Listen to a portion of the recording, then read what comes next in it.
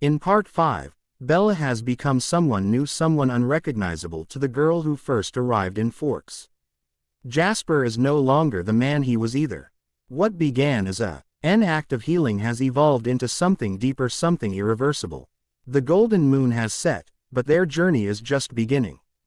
The sight and smell of Mike's brilliant red blood pouring out his wounds sent a wave of nausea through me, and I started feeling lightheaded. I pressed my injured knee to the ground, hoping the pain would distract me from my usual reaction to seeing blood. I couldn't pass out right now. It simply wasn't an option. Just like me, the newborns reacted instantly to Victoria's actions. Focusing on Mike's limp body, all three vampires poised to spring for their victim. Seeing that their attention was now targeted, Victoria lifted Mike's unmoving form and tossed him to the side of the clearing. His body flew through the air, crashing into a thick pine trunk.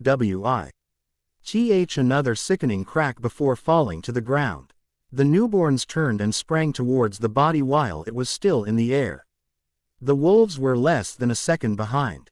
Jake hesitated for a mere moment before ignoring Victoria to leap and place himself between the newborns and Mike. The sheer volume of snarling and growling in the clearing was overwhelming.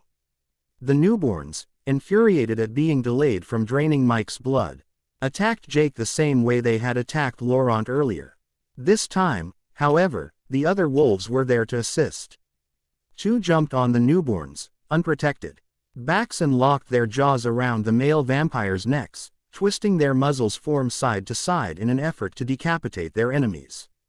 The third latched onto the female's thigh, causing her to lose balance. Both tumbling to the ground in a tangle of pale marble and black fur. I shot a glance in the other direction. Victoria, now completely ignored by the wolves, ran to the furthest edge of the clearing. She paused for a moment and looked back to survey the fight before searching me out and locking her eyes with mine. Even at this distance I could read her expression, which unmistakably said, "I'm giving up for now. But I'll be back again for you someday, when you least expect it." I let out an involuntary whimper, knowing that as long as she was alive she would be plotting and pursuing my demise. I had to blink several times to make sure the pain in my legs wasn't causing hallucinations when I saw a familiar shape emerge from the forest behind Victoria, causing her to turn and me to gasp in alarm. Jasper's crouch was anything but defensive, and his growls and snarls were almost feral in their intensity. Victoria backed up into the clearing, shifting her weight from one foot to the other, testing which direction would be most advantageous for her next move. His moves smooth, his body coiled tightly like a panther waiting to spring, Jasper shadowed her movements, not giving her any openings. It was like watching an elaborate dance or a bullfight, with the opponents sizing up each other's strengths and weaknesses before engaging in combat. Their standoff continued for a few seconds before, in one lithe leap, Jasper sprang towards Victoria, their bodies crashing into each other with a tremendous bang resembling a thunderclap as they tumbled to the ground. I cried out when I saw Victoria's teeth sink into Jasper's shoulder and shuddered when Jasper wound his left hand in Victoria's hair and yanked on it with enough power to detach her from him and expose her neck to his teeth. A loud hiss and yelp caused me to look back to the wolves and newborns. One of the male vampires had pulled a wolf off his back and had tossed the wolf to the side while attempting to fight off another wolf's attack on his shoulder. I saw that one of the male newborns had been completely torn to shreds and that the female was now severely dismembered, almost to the point of being completely incapacitated. I felt and heard hard pounding paws on the hard ground as another wolf leapt into the fight from somewhere behind me. I looked beyond the fighting wolves to where Mike was laying unmoving. I had to go to him, to see if he was still alive and if there was anything I could do to help him.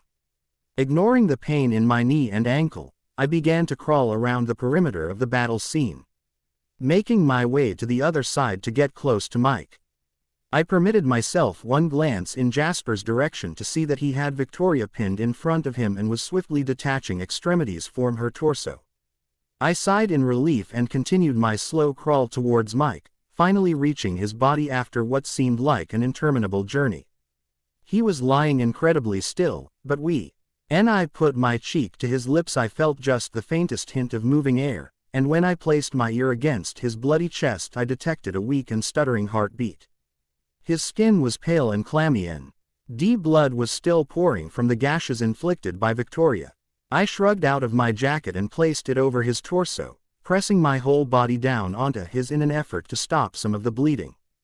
After a few minutes I lifted myself off to notice that the jacket and my shirt front were both soaked with blood. It was clear that Mike desperately needed medical help and I had no idea what to do for him. I grasped his hand in mine, squeezing tightly, and leaned over to speak right into his ear. "It's going to be okay, Mike. Just hold on. Hold on a little bit longer. We'll get you help soon and everything will be fine." I wasn't sure if I was trying to reassure him or myself. His eyelids fluttered open and I could see his eyes were glazed with pain. "You okay?" he rasped. I sobbed. "I'm fine, Mike. Don't try to talk. Just hang on. Stay with me. The fight will be over soon and then we'll get help." "Crazy shit." His stilted voice was already weakening. I smiled weakly. "I know. I'm so sorry you got caught up in this. But everything will be all right. You'll see." I brushed my hand gently against his cold, clammy cheek. "Just try to rest and hold on." A strange smell assailed my loon. GS and I looked up to see a fire in the clearing. Sam and Embry had phased to their human form and were gathering fallen branches to maintain the flames while the other wolves tossed bits of vampire flesh into the flames. I looked to Jasper who was finishing his task of ripping apart Victoria's remains. My attention was brought back to Mike when his body started convulsing in front of me. He was dying. My eyes burned with smoke and my lungs were overwhelmed with the heavy, acrid odor of incense as the wolves threw vampire chunks into the blazing fire. I could hear the howls and growling of the pack as their fury whipped them into a frenzy. I was covered with blood. It dripped from me onto him as I desperately tried to hold his torn and broken body together, to somehow protect him from certain demise. I felt the cuts and scrapes on my face bleeding as well, but my loss of blood was nothing. My wounds were superficial. He was dying, because he tried to protect me. And there was nothing I could do to stop it. "Mike," I screamed. "Oh, God, Mike. Help. We have to get him some help." Sam turned towards the sound of my voice and ran to Mike's side, sinking to his knees. He peeled my blood-soaked jacket and leaned down. His heart stopped, he said in alarm. "Do you know CPR?" I shook my head in a panic. Sam lowered his lips to Mike's and breathed into them twice, then started compressing his bloody chest. I kept screaming at the top of my lungs despite the choking smoke, until the intelligible noise finally turned into words. "Oh my God, he can't die. Please, Sam, don't let him die." Jake ran over to us, still in wolf form. "He's not going to make it," Sam said dejectedly, even as he continued the compressions.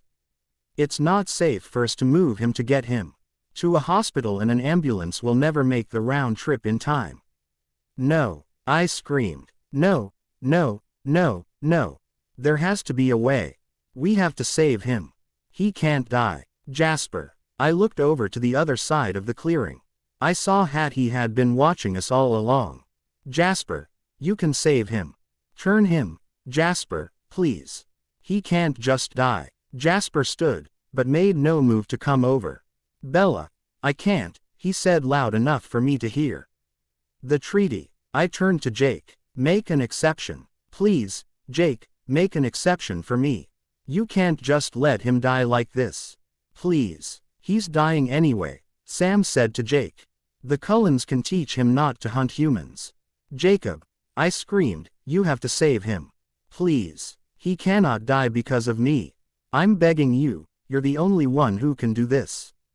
"Jacob." "Oh God, Jasper. No. You have to save him. He's dying." Jake turned and ran towards Jasper, phasing back to human form with his back to us. "All right. I'll grant this one exception to he treaty if you promise to take him away from here and teach him not to harm humans." "Jasper." I focused on his face, not understanding why he wasn't already at my side biting Mike. "Please. I can't, Bella." His voice was filled with pain and regret. I haven't hunted today. Even from here his blood is difficult to resist. If I were to bite him I wouldn't be able to stop. A protest of growls and snarls rose from the 2 remaining wolves. I felt the blood drain from my face. You can stop, I tried to convince him. I know you're strong enough. I wanted to instill him with confidence, but a small part of me wavered. If Jasper couldn't stop and killed Mike, would Jake and the pack feel compelled to kill him? Could I ask Jasper to take this huge risk in order to save Mike? And more importantly, was I really willing to risk the life of the man I loved to save the life of a good friend? The smoke was so thick I could hardly see, but my peripheral vision somehow registered movement. A small, fast, fluid shadow descended into the clearing like a dark angel. I screamed, but then my screams caught in my throat as my mind recognized the familiar figure. Alice. The wolves turned their growls and snarling to her and poised to attack. A hand signal from Jake kept them back. I'll do it. I'll turn him. I have the control, she said in a tinkling voice. In a flash she was by my side. I moved back, giving her room as she leaned over Mike. Continue the CPR, she instructed Sam. His heart has to be pumping to spread the venom throughout his body. Once the venom reaches the heart, you'll be able to stop. Sam stopped compressions and moved to breathe into Mike's mouth. Alice took the opportunity to lean over Mike's chest and ran her venom-coated tongue over the gashes, sealing them up and stemming the bleeding. Sam returned to compressions as Alice sank her teeth repeatedly into Mike at various sites on his body and sealed each bite with yet another swipe of her tongue. After several dozen bites she finally stopped and looked at Sam. We'll know the venom has reached his heart when he starts to scream from the burn. You'll be able to stop CPR then. I looked in horror from Sam to Alice, realizing that when the venom reached his heart he would be in unimaginable pain, worse than anything I felt when James bit me in Phoenix. I had wanted this, I knew this was the only way to save him. But I still couldn't believe what I had done.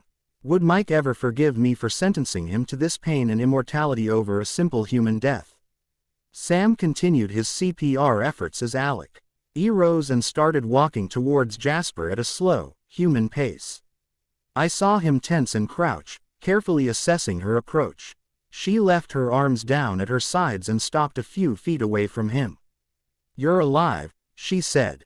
I was so afraid. Jasper straightened, but his face was still suspicious. Of course I'm alive. What are you talking about, Alice? I had a vision of you coming here to fight Victoria and then you disappeared.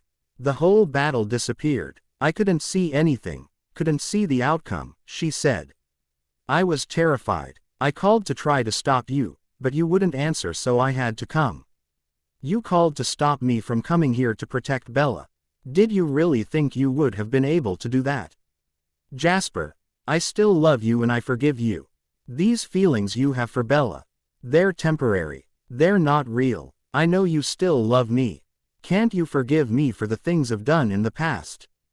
Can't we start over? In the past, you just admit, Ted, you were trying to manipulate me today. Only to save and protect you, Jasper. It has always been about protecting you and keeping you safe. I love you. After all our years together, don't you still love me? Suddenly Mike screamed and my attention shifted back to him. His screams were absolutely agonizing. Sam leaned away from him and watched with a horrified expression. What's happening to him? He whispered. The venom burns, I said quietly. It's the most horrible pain I've ever felt. Sam looked at me sharply, clearly shocked. How do you know? You're not a. I rolled up the sleeve to my shirt and showed him my scar. Last spring a vampire named James wanted to kill me and very nearly succeeded. He bit me. Edward got there in time to pull him off me. Emmett and Jasper killed him and Edward sucked out the venom before it could change me, but not before I felt some of what he's going through right now.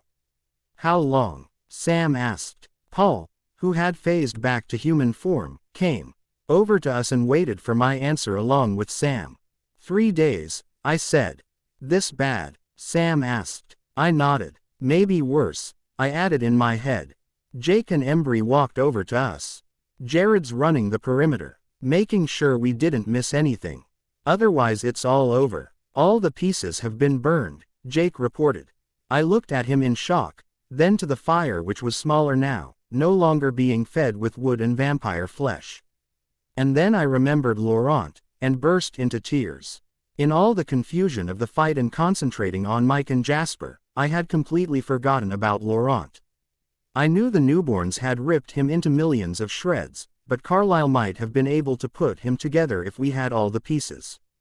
But I didn't tell the wolves and they tossed all the vampire shreds into the fire.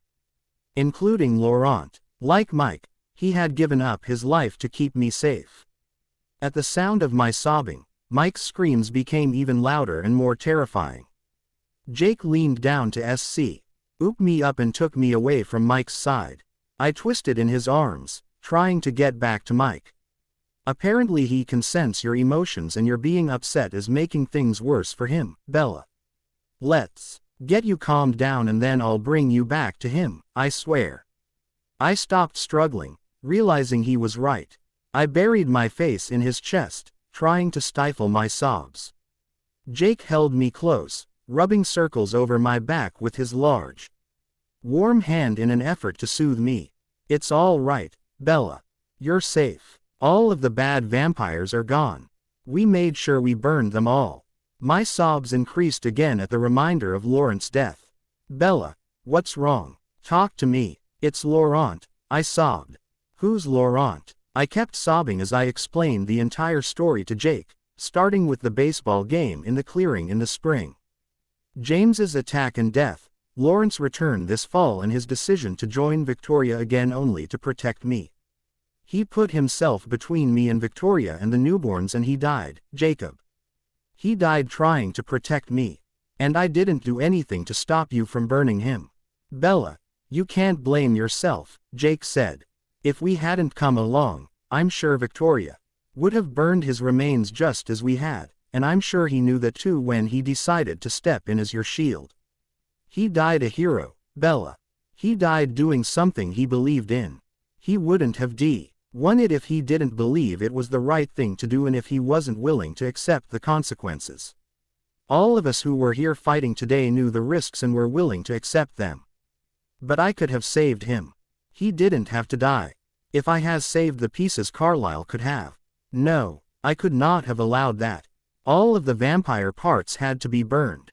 There was no time for sorting. And you add Mike to worry about. He was the only true victim here. Totally innocent, a bystander getting pulled into this conflict. You made the right choice, Bella.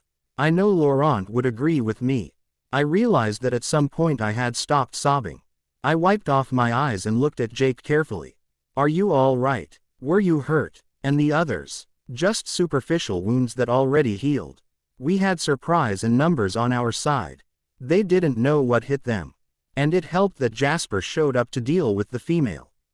I glanced over in Jasper's direction. He and Alice were standing closer now, speaking in tones low enough for me not to be able to hear them. Their body language suggested that she was still pleading her case. I couldn't evaluate his reaction. Feeling like I was eavesdropping on a private moment even though I could hear nothing, I lowered my eyes. Jake, even before I found out Mike was kidnapped, I wanted to talk to you. I love Jasper with all my heart and I can't bear to be apart from him. I can only hope that after all this he can forgive me and still want me. If he does, then I will be with him. I would like to stay in Forks, but only if you promise that you and the pack will uphold your part of the treaty and leave him alone. If you can't do that, then I will leave with him. Jake pulled back to look into my eyes. You'd leave Charlie and me and all of your friends. I looked at him, trying to convey how serious I was about this plan. I wouldn't want to leave, Jake, but I need to be with him. I know you don't understand and I'm not trying to force your hand. I know with the way you feel about this, it could be too much for you. If you can't guarantee his safety here, I will understand and we will go somewhere else. Jake looked away from me. He didn't speak for a long while. His brows came together in a concentrated frown and I could tell he was trying to go through all the available options. Damn, Bella, could you make this any harder for me? I'm already questioning myself over what I did for you today with Mike. Was that the right decision? Bringing another vampire into the world. But you just can't leave it at that, can you? He was hurting and he didn't deserve that after everything he did for me. I couldn't ask him for more than he already gave. It's okay, Jake. I understand. Just forget I asked. I was going to leave Forks eventually anyway to go to school. This will just be a little earlier. I'll come up with a cover story that will make it easier for Charlie. I looked over at Jasper and Alice and my heart constricted when I saw that they were still standing close together as he spoke to her earnestly while holding her hands in his. Besides, it may not even be necessary. Jake followed my gaze, then turned back to me, taking my chin in his hands to make sure my eyes were on him. Now, you listen to me. I still think this is madness and I can't pretend to understand it, and I sure don't like him or the thought of you being with him, but I know he cares about you a hell of a lot. We would have never known the other vampires were here if he hadn't contacted us. Paul, Jared, Sam and I were helping Charlie with the search. And we were all phased, so we weren't reachable. Embry was running patrols on the res. Jasper called my house first, but Billy didn't know where we were or how to reach us. So he called Emily, who ran out into the forest yelling that you were in trouble and needed help, until Embry found her and she could tell him the whole story. As soon as he knew what was happening, we all knew and ran over here. And it looks like we got here just in the nick of time. Which brings up a good question. Why the hell didn't you tell us that there was a coven of human-killing vampires in Forks? What were you thinking coming out here all by yourself? God, Bella, if I didn't love you so much I swear I'd strangle you myself. I looked away, embarrassed. My logic seemed to make sense at the time. I knew that they were just here for me. They already had Mike. I didn't want anyone else to get hurt. So you came here like a lamb to the slaughter to be some sort of a martyr. Geez, Bella, you can be so stupid sometimes. Thank goodness you had enough sense to call him and that he's more reasonable than you are. I thought he was further away, I whispered. I only called him B. 'Cause I didn't think he could get here in time. I didn't want him to get hurt either. Lucky for us he was nearby or that damn female would have gotten away. With all the people in the forest searching, who knows how many people she would have killed on her way out of town. I owe him for that one. Anyway, back to my original point, his hand returned to my chin and he forced me to look at him again. Whatever else I think about him, I know how much he cares about you. So stop doubting yourself. I know enough from when he and I talked before and from what he did today to guarantee that if you want him, he's yours. And I won't be the one to drive you from Forks, so yes, Bells, we'll honor the treaty. As long as he keeps the terms, we'll back off and leave him and you alone. But are you sure you'll be safe? You heard him today. He couldn't guarantee that he wouldn't kill Mike. That was only because I asked him to bite Mike. You saw all the blood and how he stayed away and didn't hurt Mike or me or any of you. He is very disciplined, Jake. I know I'm safe with him. He would never hurt me. And what about the future, Bella? You'll keep aging and he'll always stay the same. We'll worry about that when the time comes. I said. I knew better than to tell Jake of my discussions with Jasper about him turning me into a vampire. I knew nothing would happen until after we left Forks. And Jake didn't need to know anything until then. No matter how much he cared about me or how much I cared about him, this was my life and my decision, and I didn't want him to have to worry about it or try to stop me. I always admired cougars, I said. Jake laughed and shook his head. I think you have a while to go before you're in cougar territory, Bella. Yeah, a few years, at least. We fell silent, and I slowly became aware again of Mike's screaming. Jake, I'm okay, now. I have to go back to Mike. See if I can do anything to help him. He looked at me and nodded, then got up and IED me back and set me down on the ground next to Mike. I grabbed his hand and squeezed it tightly, lowering my lips to his ear. I'm sorry, Mike, I said. I'm so sorry, but this was the only way.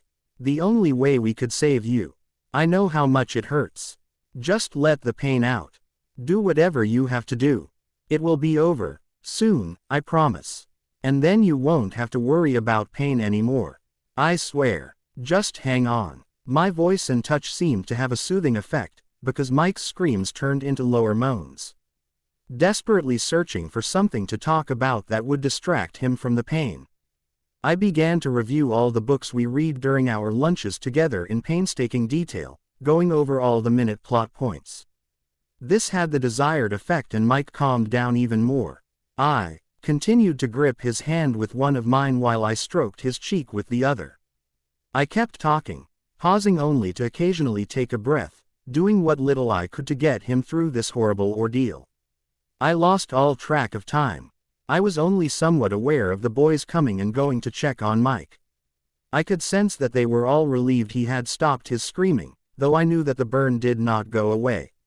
I was only giving him enough strength and control not to vocalize the pain. The sound of a cell phone snapping closed broke through my stupor and I looked up to see Alice put away her phone and make her way slowly towards us, her face so dejected and sad she was hardly recognizable. I knew if she could cry her face would have been streaked with tears. I looked beyond her to find some clue as to what had happened from Jasper. As I scanned the clearing, however, I started to panic and my speech faltered. My eyes darted from one edge of the clearing to the other to find even a GLMPSE. The barest hint of his presence, refusing to acknowledge the undeniable truth.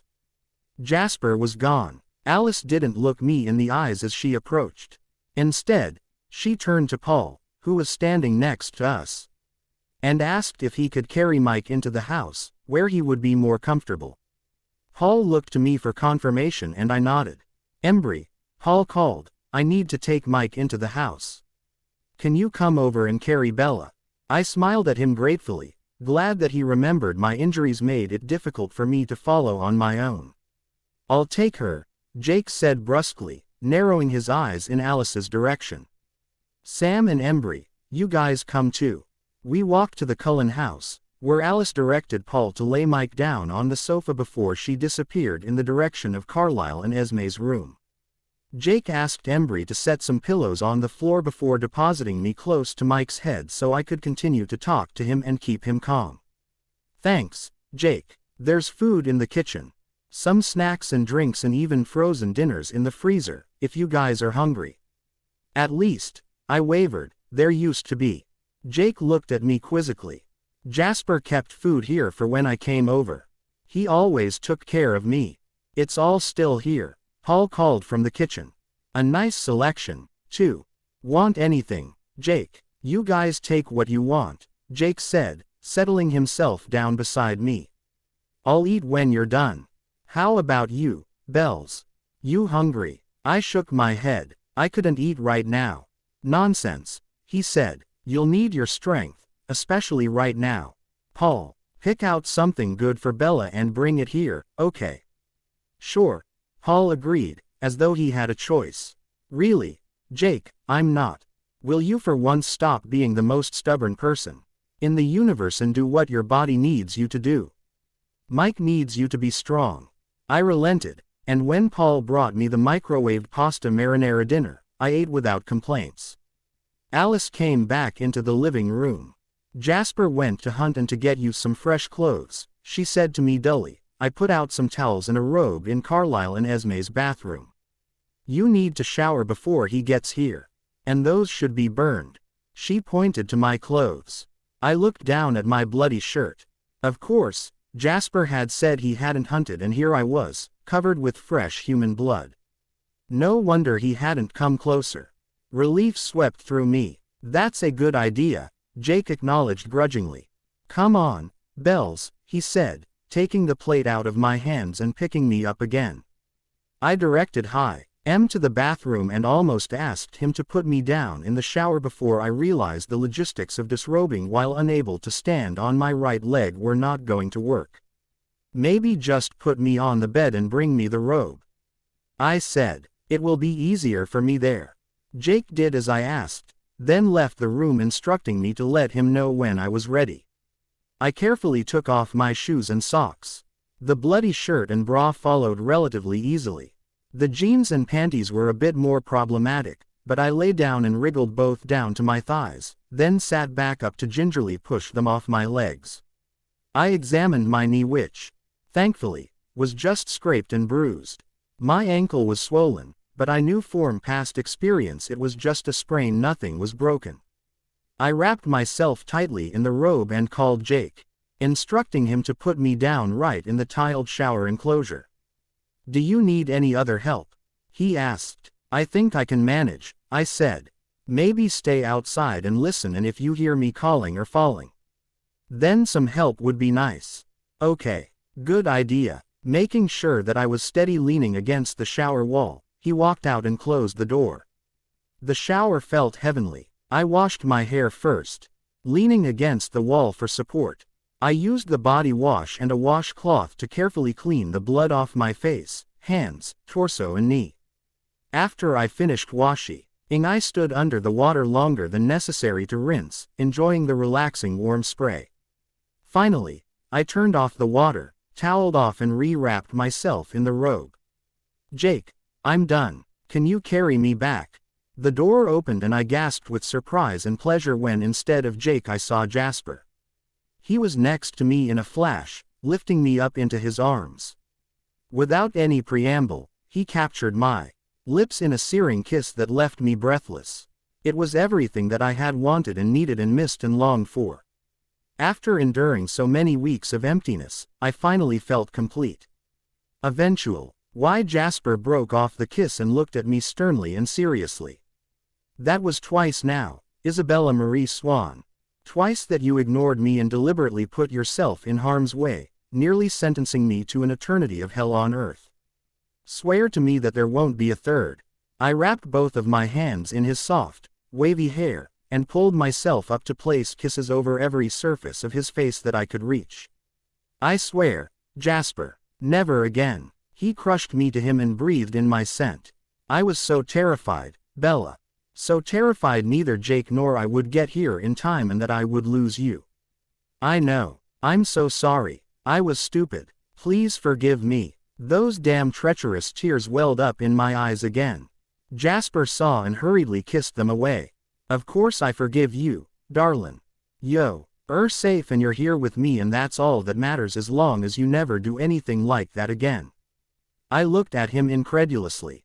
"That's it? Just like that? No lectures?" Jasper sighed. "We'll talk about it again when we have a little more privacy, just to make sure you really understand.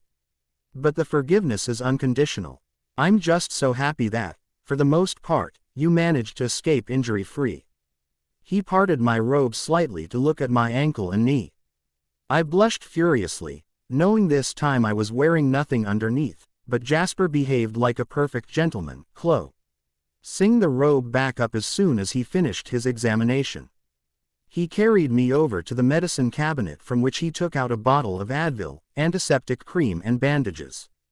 I caught a look at myself in the mirror. I had some cuts and scrapes on my face, but considering everything that happened, they weren't too bad. I would have to come up with a cover story for the twisted ankle anyway, so he cuts to my face would just be a part of that. "I brought you fresh clothes. They're on the bed, ready to change." I nodded. He carried me out into the bedroom, where Jake was leaning against the wall with his arms crossed, his expression brooding. I sighed, knowing it was too much to expect the two of them to be instant friends. Maybe it was too much to expect them to be friends at all. "I think she can handle changing alone. We can wait outside," he grumbled. He sounded like such a protective big brother, I nearly giggled. Did he really think Jasper would take advantage of me under these circumstances? Jasper and I exchanged a look. His was filled with annoyance until he saw the amusement in my eyes and his expression changed to where he could barely suppress a smirk.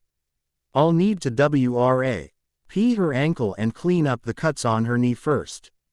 If you want to make yourself useful, get her some water for the Advils." Without waiting for Jake's response, Jasper moved my robe aside again and started wrapping my foot with an elastic bandage. When he was done, he rubbed some antiseptic cream into the cuts on my knee and wrapped it up as well. Jake returned from the bathroom with a glass of water. which I accepted gratefully to swallow a couple of Advils. Jasper took the empty glass out of my hands and leaned in to kiss me. "Call when you're ready," he said, following Jake out of the room and closing the door. I examined the clothes Jasper selected for me. I noticed that the top was the one I wore on the day we went to Seattle, which brought a nostalgic smile to my face. The jeans were pretty standard, and he had selected a matching set of cotton bra and panties. I said a little prayer of thanks that I hadn't yet had a chance to unwrap my Victoria's Secret purchases. Tonight was hardly the appropriate time to debut those, and I was glad that, when the time came, they would still be a surprise. I dressed as quickly as I could and called out when I was ready. Jasper was instantly there to pick me up and carry me to the living room. He set me down on my pillow perch and sat down on the floor beside me, lifting my right leg to elevate the ankle and placing his hand around the ankle in lieu of ice, instantly making it feel better. "Carlisle and Emmett should be here in a few hours," Alice said from where she was sitting on the armrest of the sofa by Mike's head, her hand combing through his hair absent-mindedly. For the first time since being back in the room, I focused on Mike, who seemed to be as relaxed as he had been when I left him. Alice's touch must have been as soothing as mine, and I was thankful to her for staying by his side. She must have seen something in my face, because she said, her voice melancholy, "He's my responsibility now, and I will take care of him well." I knew what I was taking on when I agreed to change him. "Why are Emmett and Carlisle coming?" I asked no one in particular. "We need to take Mike to Alaska," Alice answered. "It would be most comfortable for him to transport him in a car, rather than carry him. But someone will have to carry him over the border. We don't have enough time to get the right documents to go through an official border crossing. I could carry him easily enough, but someone needs to be on the other side with a car. I called Carlisle because he has the most experience with this and he can evaluate his progress. Emmett wanted to come just in case Mike woke early and we needed help restraining him, and also to see you." She looked down, but I knew the last statement was directed to me. "When he gets here, Carlisle can take a look at your ankle," Jasper said. "Make sure there's nothing else to be done." "Sure, but it's really nothing I haven't been through before. Just a sprain." "It's already feeling better," I offered. And it was the truth. The combination of Jasper's cool hand and the Advil was doing wonders. The room fell into an awkward silence. I looked around. Sam, Embry and Paul sat at the kitchen counter, devouring Jasper's stash of snacks and not really knowing where to look. Jake was leaning against the living room wall, glowering at Mike, me and the vampires.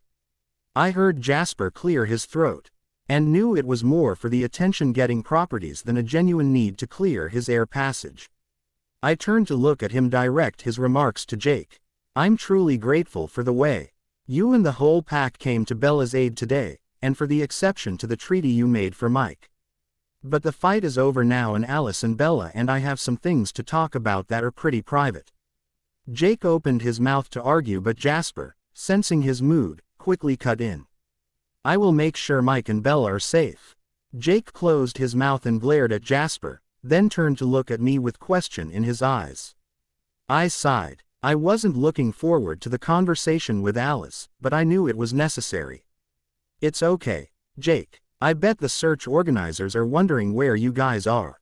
Maybe one of you should go back to check in. And Jake, maybe not you. It will be easier to explain the ankle to Charlie if he thinks I was in the woods with you searching for Mike when I fell. Also, Sam needs to talk to Emily. I'm sure she's frantic with worry." "I already called her, Bella," Sam said. "But I know she'd appreciate seeing me in person." He directed his last comment to Jake. Jake looked annoyed, but he didn't protest as he pushed himself off the wall and walked over to the guys.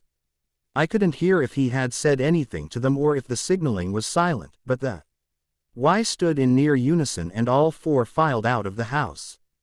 Alice sighed with relief. Finally, she said, the stench was getting unbearable. I looked at Jasper, puzzled. "The wolves smell horrible to us," he explained. "I've met them before and had a little more time to get accustomed to the odor, but this is Alice's first time and in such close concentration. I glanced over at Alice, though. I didn't feel particularly compassionate. What I saw, however, filled me with alarm. Alice's eyes were rolled back. She was clearly experiencing a powerful vision. I felt Jasper's hand tighten slightly around my ankle, and I saw he wore a worried expression. Alice's fingers curled in Mike's hair and she must have tugged on it, eliciting a painful moan from Mike, which snapped her back to reality. She loosened her fingers and slowly refocused her eyes on us. "What is it?" Jasper asked. I don't know. I don't understand. I saw Emmett and Carlisle coming. They will be here in 2 hours and," she glanced at the clock. 17 minutes. I saw all of us talking. I saw us leaving for Alaska and Mike completing the final phases of the change, but then nothing. The vision disappeared, just as before. She let out a frustrated hiss. "What is wrong with me?" I looked at Jasper, thoroughly confused. Alice has been having problems with her visions. Sometimes they're clear and other times they disappear. She didn't see anything that happened after I rescued you from Quill or my conversation with Jake or the outcome of the battle tonight. You've been disappearing for her visions on a regular basis as well. For extended periods of time. And now, it's apparently spreading to Mike. I was surprised that Jasper had such a complete explanation, but this must have been one of the things they talked about in the clearing. I glanced at Alice again. She was looking down at Mike. I was glad. I didn't want to look her in the eye out of fear she could see my satisfaction. Knowing how much pain her one vision cost me, I was glad Jasper and I were regularly disappearing from them. I could only hope in the future this would become a more regular occurrence. Suddenly Alice turned to me. "Well," she said, "I suppose congratulations are in order. I wish I could say that the best woman won, but it was never really a contest. Not that I didn't try to make it one. I did everything I could think of to keep him. But I should have known better. I should have realized that in the end he would always end up with you." I scrunched my eyebrows in confusion. "What are you talking about, Alice?" She sighed. "From the moment I first saw Jasper in one of my visions, I knew he would not stay with me forever." A deep, menacing growl rumbled from Jasper's chest. "What are you talking about, Alice?" he asked, his voice gravelly. "Even before we first met, I always knew that we would be together for a finite period of time, and that eventually you would leave me. At first, I couldn't see who you were leaving with. Gradually, as time got closer and closer to our move to Forks, I started seeing more details, but still I never clearly saw any distinguishing features. Once we moved here the visions became even sharper and then, on the day Bella started school, the vision crystallized and I saw the two of you together." "What?" I asked in disbelief. "You had a vision of Jasper and me together on the day I started school." Jasper was no longer growling. I turned to him and noticed that he was dumbstruck. "From the very beginning you always told me we would be together forever, that you had a vision of us that way. You've been lying to me since the moment we met." Alice could not look at Jasper. Instead she turned her body to look through the back windows out into the yard. "I loved you. I was hoping that if I didn't mention the visions to you, if I didn't plant that idea in your head, I could do something, make some decisions that would change the final outcome. But you didn't just not mention the visions, Alice. You affirmatively told me that I would fall in love with you and be with you forever. And I believed you. Our entire relationship has been a lie from the beginning." "No, S." He shook her head vehemently and looked back to him, her eyes begging for forgiveness and understanding. "We were always meant to meet in the diner and to find the Cullens and to be together all those years. None of that was a lie. And what about the other things? My weakness around humans, the need to monitor me." Alice looked down at the floor. "In the beginning it was all genuine. You were more attracted to human blood than the rest of us and you needed monitoring. There were many near misses.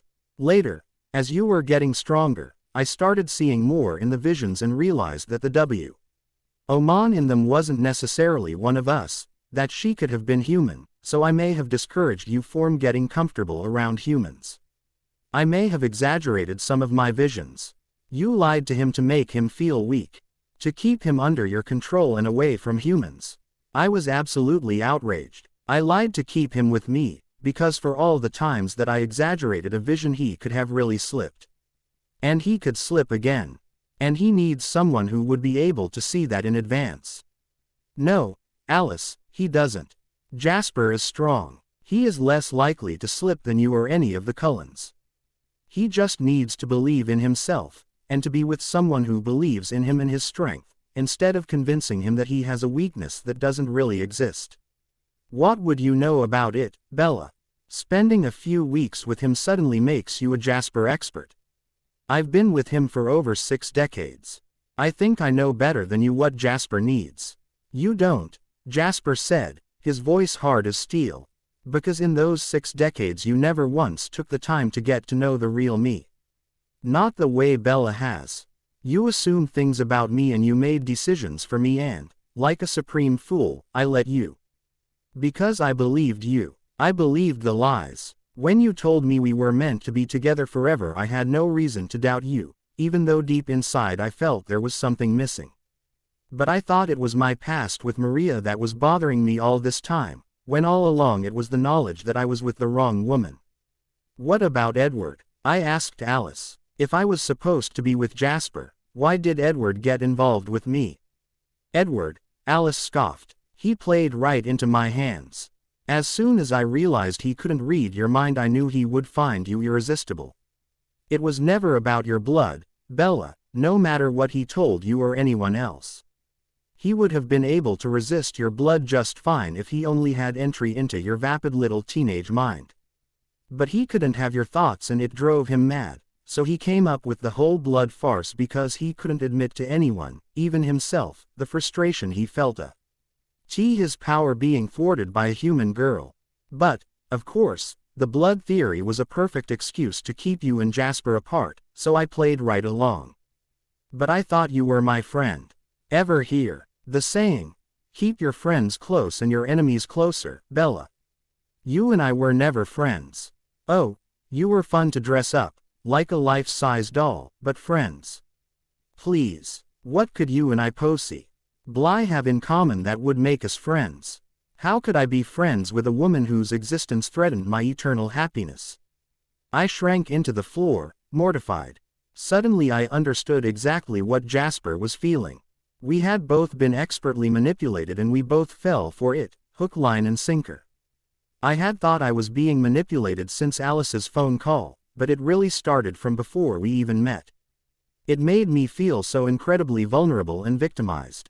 I wasn't sure I could listen to much more of this. I looked at Jasper and saw my thoughts reflected in his eyes. But then something changed in his expression, and my back straightened as I absorbed this new feeling of defiance and fortitude. No matter how much it hurt, I needed to hear everything. So what happened with James? Alice laughed bitterly. Ah, yes, James. I had hoped that by delaying telling everyone about James's coven he would take care of things for me and kill you at the baseball game. But I must have misjudged their distance from us. Because they arrived too late, and by then we had our defenses ready. I also didn't anticipate everyone being so protective of you, Bella. She looked at me curiously, cocking her head. I threw a glance at Jasper, who gave me a slight, I told you so, smile. So then someone had to take you to Phoenix and, again, I needed Edward to stay in Washington, so that he wouldn't arrive in time to stop James. Since Jasper couldn't read my mind, it was easy to keep your plans a secret from him so that you could escape. But then Edward's plane was early and, once again, my plans were foiled. James had time to bite you, but not drain you. Jasper started growling menacingly, but Alice didn't look alarmed. It's all in the past, Jasper. She's still here, isn't she? Very much alive, very much human. We can't change the past, and do you really want to take on the responsibility of raising Mike? Because that's what you'd have to do if you killed me. Jasper calmed a bit. I saw Mike shift and moan. And I placed my hand over his reassuringly. It's okay, Mike. Everything is fine. The most interesting thing about Phoenix was how far Edward was willing to go to stop you from turning into a vampire. He was absolutely terrified that once you turned, he would be able to read your mind, and then he would be stuck with you for an eternity without your most appealing quality. I know he gave you that line about your soul, but trust me, Edward's MO has always been wanting something he can never have. Once whatever the object of his desire is within reach, he becomes bored with it. So his need to keep you human and unreadable was very strong. To be honest, I didn't know he had that type of self-control, and all the way to the end the outcome was unpredictable. He could have killed you just as easily as James, something I would have actually preferred. But he managed to stop himself in the nick of time, and here you still are. I was absolutely amazed that she could speak about the many times that she wished me dead without any sign of emotion or remorse. It was as if she didn't see me as a person at all, just an obstacle in her path to keeping Jasper with her forever. So then I had to find all sorts of ways and reasons to keep you and Jasper apart until the next opportunity to change the future presented itself. I saw the paper cut incident at your RTH day party, and I made sure there was plenty of glass around to increase the odds of you blood spilling in the aftermath. I also made sure that Jasper was plenty thirsty prior to the party.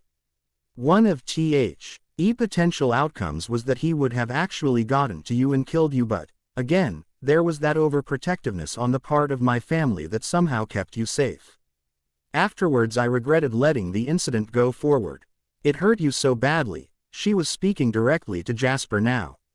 I felt absolutely horrible about the emotional pain you had to endure. Both your own and that of the other family members. I was thrilled when Edward insisted that we leave Forks and Bella behind, but then Carlisle had to suggest that you separate yourself from the rest of the family. I could have killed him. I tried to insist on staying with you, but you all wouldn't let me. And so I had to take a risk that I could still find a way to keep you, even from Alaska. I saw everything that was going on between the two of you. I kept a careful watch. But I had to keep a distance. I couldn't get too involved, or that may have actually driven you away. I had to count on the guilt the two of you would feel about forming a relationship to keep you apart until a different solution came along. And that guilt was stronger if I didn't keep in touch with either of you. Plus, if I didn't talk to you, you couldn't end the relationship. She turned her attention back to me. Just when I thought the plan had backfired and that Jasper was going to come out to Alaska to tell me he was leaving me, all Laurent heading to Forks, and I knew he would be the perfect distraction. I told Jasper, knowing very well that Jasper would not call anyone for help, which meant that he would not be able to catch Laurent quickly and would not be able to leave town. Again, I hoped that Laurent would kill you, she said, looking at me, or that you would kill him, she said to Jasper, and that his death would drive a wedge between the two of you. But then, at the last minute you had to let him go, and then you called me. You actually left me over the phone. I couldn't believe it, and I knew you did it against Bella's wishes. So I did the only thing I could. I told you both about my vision of you coming to Alaska and used that to separate you. So it was a lie. I suspected, but, no, Jasper, it wasn't a lie. I did see you leaving Bella and coming to Alaska, and it may still happen. I just wasn't certain of the reason, but what could it be other than coming back to me? I looked at Jasper in alarm. But he locked eyes with me and shook his head, and I calmed instantly. I trusted him, and after hearing Alice's story I knew he would never return to her. She herself admitted all her efforts to hang on to him had failed. I had nothing to fear. It worked for a while, Alice continued. You actually made him leave. She looked at me with disgust. You stupid, stupid girl. You had him, and you couldn't appreciate him. Do you see? She turned to Jasper. Do you see how much better I am for you? How much more I value you? How much I'm willing to fight for you? Where she was just content to walk away. Before I could absorb her words and start to doubt myself, Jasper's arms were wrapped tightly around me and his lips were next to my ear.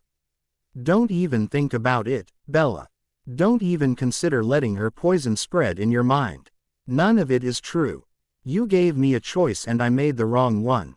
You were right all along. I should have gone to see her. It wouldn't have made any difference except to make you feel more secure. He pulled me over onto his lap so that my back was towards Alice and I could only see his face. Please forgive me for letting my pride stand in the way of granting you the only request you ever made of me. I swear I will never make that mistake again. I heard but ignored Alice's whimper behind me. Instead I used my right hand to push back some of Jasper's hair that had fallen over his eye. We both made mistakes, Jasper, but we'll forgive each other and it will help us grow even stronger together. That's what love is all about, right? I smiled and he returned the smile, kissing the tip of my nose. Absolutely, he confirmed. You, my darling, are wise beyond your years. And for a moment, as we were lost in each other's eyes, there were just the two of us in the room. Mike and Alice fading into the background like two inanimate objects. You used to look at me that way, Alice broke into our moment.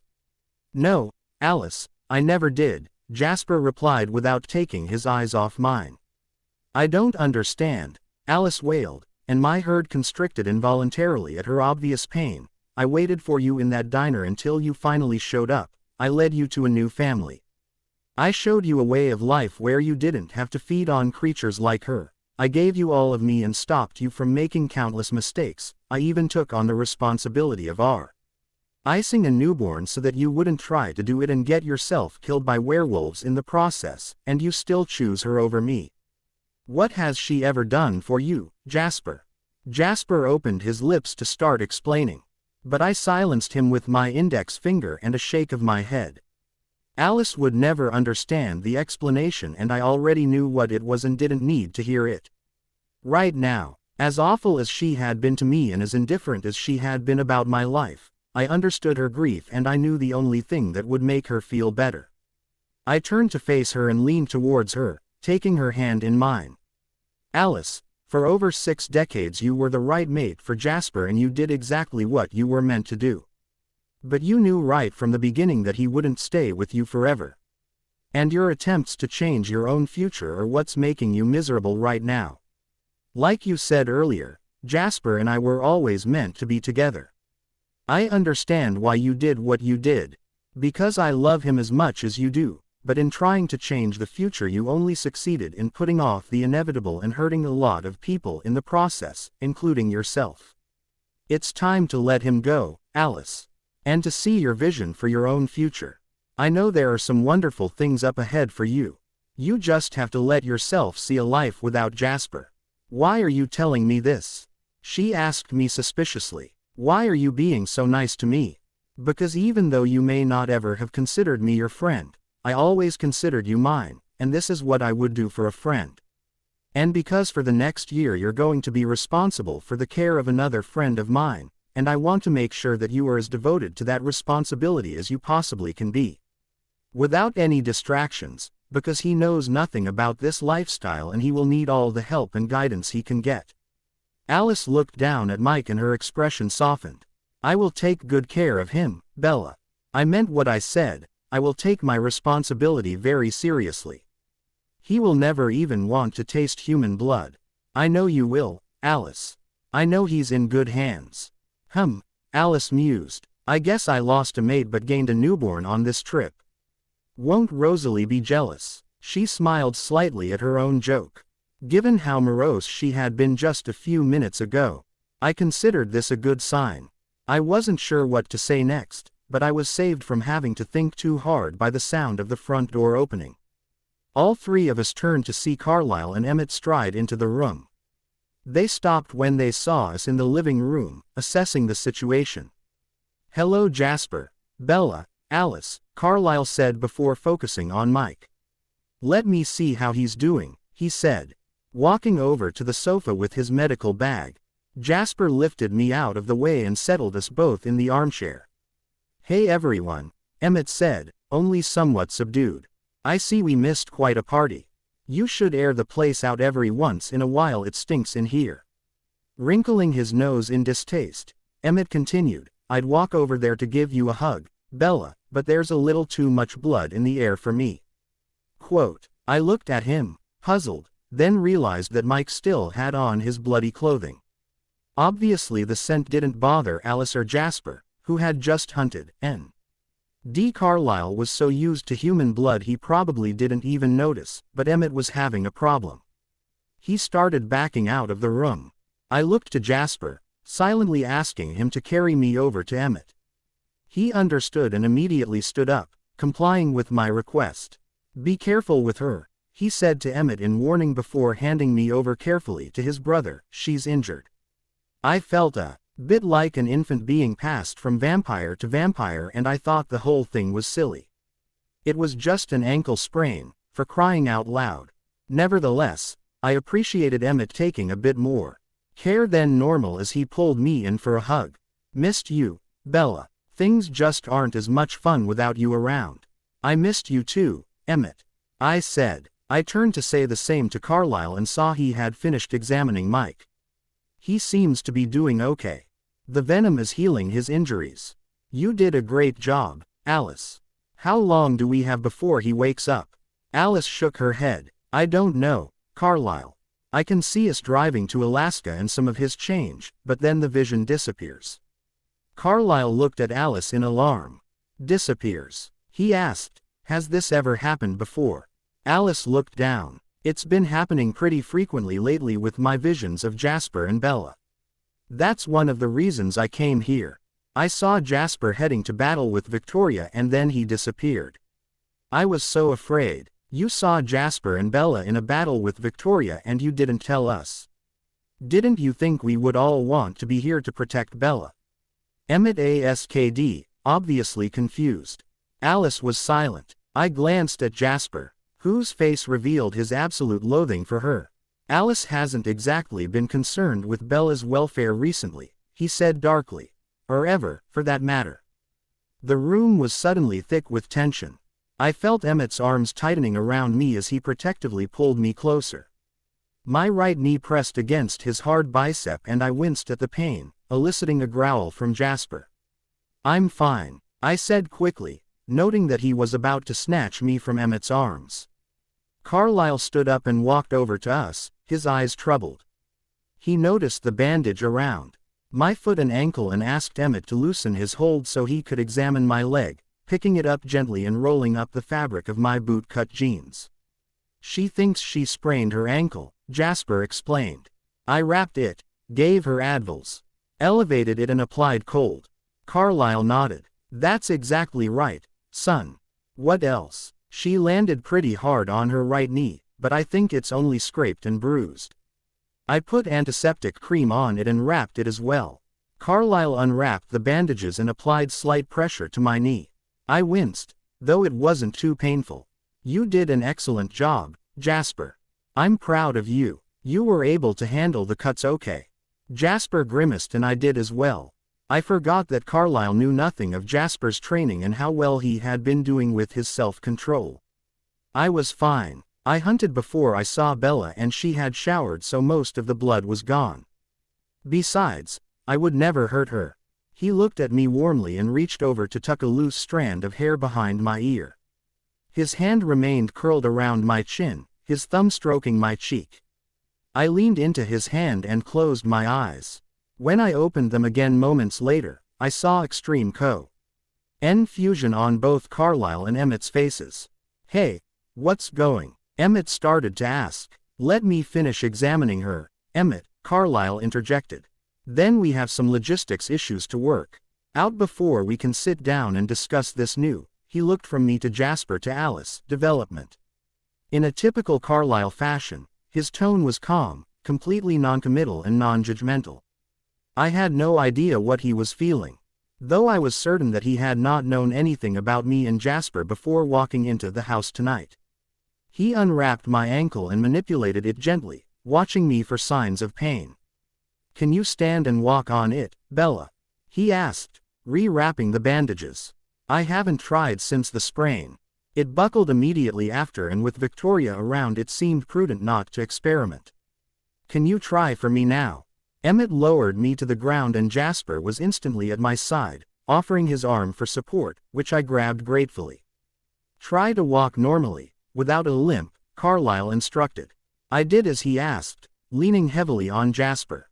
The pain was manageable. Nothing seems to be broken, Carlyle concluded, but you should get some crutches to help you walk normally. Now, he said, turning back to Mike, we need to come up with an explanation of what happened that will satisfy his parents and Charlie. We could do nothing, Emmett said, just let them think he ran away. Carlyle shook his head. His parents would never stop looking, then. They would never have closure.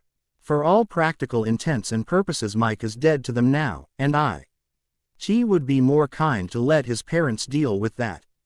We can take his shirt and get a bear to rip it up even further, then let someone find it. Jasper offered. Everyone will assume that the bear dragged him away. They'll do some searching in the area, but when the body isn't found, everyone will assume he died. Yes, Carlyle agreed, I think that would work. I will take the shirt and find a bear, Jasper said. Emmett grimaced, but did not protest. The bloody shirt was making him uncomfortable. Good, Emmett, you can drive to the Port Angeles hospital to pick up some crutches for Bella. I'll call in the order. It's better if we don't make our presence known in Forks. Bella, you should go see your father, let him know that you're okay. Jasper said, then see if you can find an excuse to spend the night away from your house. I frowned as I thought of possible reasons not to stay home. Then my face brightened. I'll tell him that I'd like to stay at Emily's because of the ankle. He'll be working on the search, so he won't be home to help me. I think he'll go for it. Perfect. Jasper smiled at me and leaned over to kiss me quickly. And you said you were a bad liar. I answered Emmett's quizzical look with a guilty half smile. I knew he really wanted to know what was going on between me and Jasper. I saw him throw a furtive glance in Alice's direction. Alice was focused on Mike again, ignoring the rest of us. I can come up with the lies. I just can't deliver them very well. I have a feeling Charlie will be distracted enough today that you won't have any problems. Let's go see if we can find Jake. Jake? Emmett asked, clearly confused. Jacob Black, Jasper answered. Bella's Quileute friend. Ephraim Black's great-grandson. Carlyle seemed to be putting the pieces together. There are a couple of wolves patrolling the property. I assume they're Quileutes. Alice told us they helped with the newborns, so we assumed they were friendly and we didn't try to engage them. They are friendly, I said quickly. They'll help me find Jake. I started to turn to head outside. We'll need to reconvene here later, Carlyle said. It seems we have things to discuss, son. Clearly he was directing his remarks to Jasper. I'll be happy to go over everything with you. You need to know the whole truth. Is it that serious? Carlyle asked. Thought he resi. G-Nation in his voice indicated he already knew the answer. Yes, Carlyle, it is, Jasper answered curtly. All right, you go find Jake. I'll get Mike's clothing. Jasper picked me up again. I was abo. To protest when he silenced me with a look. It's been way too long since I've had a chance to hold you, Bella. Until you get your crutches, this is quicker and easier for you, and truly pleasurable for me, so just humor me, all right? Darlin'. Clearly, his logic was irrefutable, even if I had any inclination to argue. And truly, it had been too long and being in his arms felt too good. I felt even better when, as soon as we were out on the porch and out of the Cullens' line of sight, Jasper pulled me into another kiss, this one slow and languid, somehow both sweet and sensual. I let out a small moan and reached up to run my fingers along the side of his face and through his soft, blonde waves.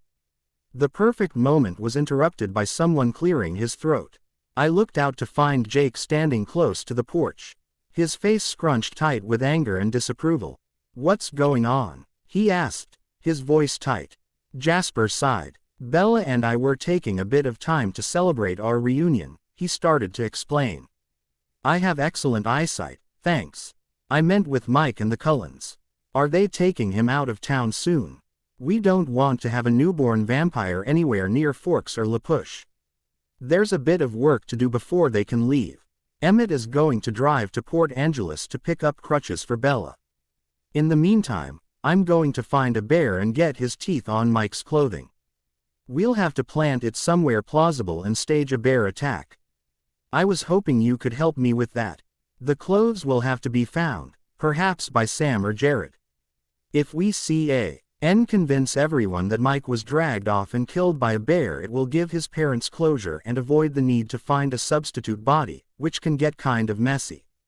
Jake scowled. We'll make sure everyone buys the story. I don't even want to know how you bloodsuckers would go about getting a substitute body. Jake. I chided him for the insult, but I had to agree. I didn't want to know how they would go about getting a substitute body either. While I'm out there looking for bears, you and Bella are going to see her dad. She'll tell him she was out urching with you and that's how she sprained her ankle. She'll also tell him that because of the ankle she'll be spending the night at Emily's. Jasper looked down at me. You'll need to speak with Emily first, darlin', to make sure she can back up your story.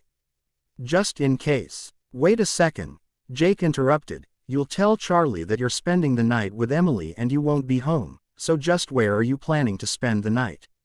She'll spend the night here, with me. Like hell she will, Jake roared. Over my dead body. He started to shake with anger. I half expected Jasper to respond in kind, but he remained calm and clearly sent some calming feelings to Jake as well, because the shaking slowly subsided. She'll be perfectly safe, Jacob. Jasper's voice was cool but measured. This isn't the first night she will have spent in my arms. Jake bristled and looked at me with a disapproving expression, causing a flush to spread across my cheeks. I've always been a gentleman and I intend to act like one tonight. Jasper continued, but we need to settle things with he hesitated. I could see his internal struggle on how to categorize the Cullens. He finally settled on the word, family, and we don't have a lot of time. So it has to be tonight. They will need to leave soon to make sure they get Mike to Alaska before he is fully transformed. Jake thought a moment before speaking. Okay. I'll go along with it as long as I have your word. You do, Jasper interrupted, for tonight. But hear this, Jacob. His voice dropped and suddenly became menacing. Bella is an adult woman who can make up her own mind as to what she does and does not want to do, so going forward I will be respecting her wishes in all matters between us. I know she's like a sister to you and I know you're trying to protect her. That and her love for you are the only things that are stopping me from ripping you apart for your interference. But if you ever try to get between us without her invitation, or if you disrespect her or make her feel bad about herself in any way, those barriers will disappear for me. Understand? Jake pulled himself up to his full height and I realized that he was actually taller than Jasper and a lot more muscular. I won't disrespect Bella. But if she needs my protection I will get between the two of you without hesitating and without waiting for her invitation.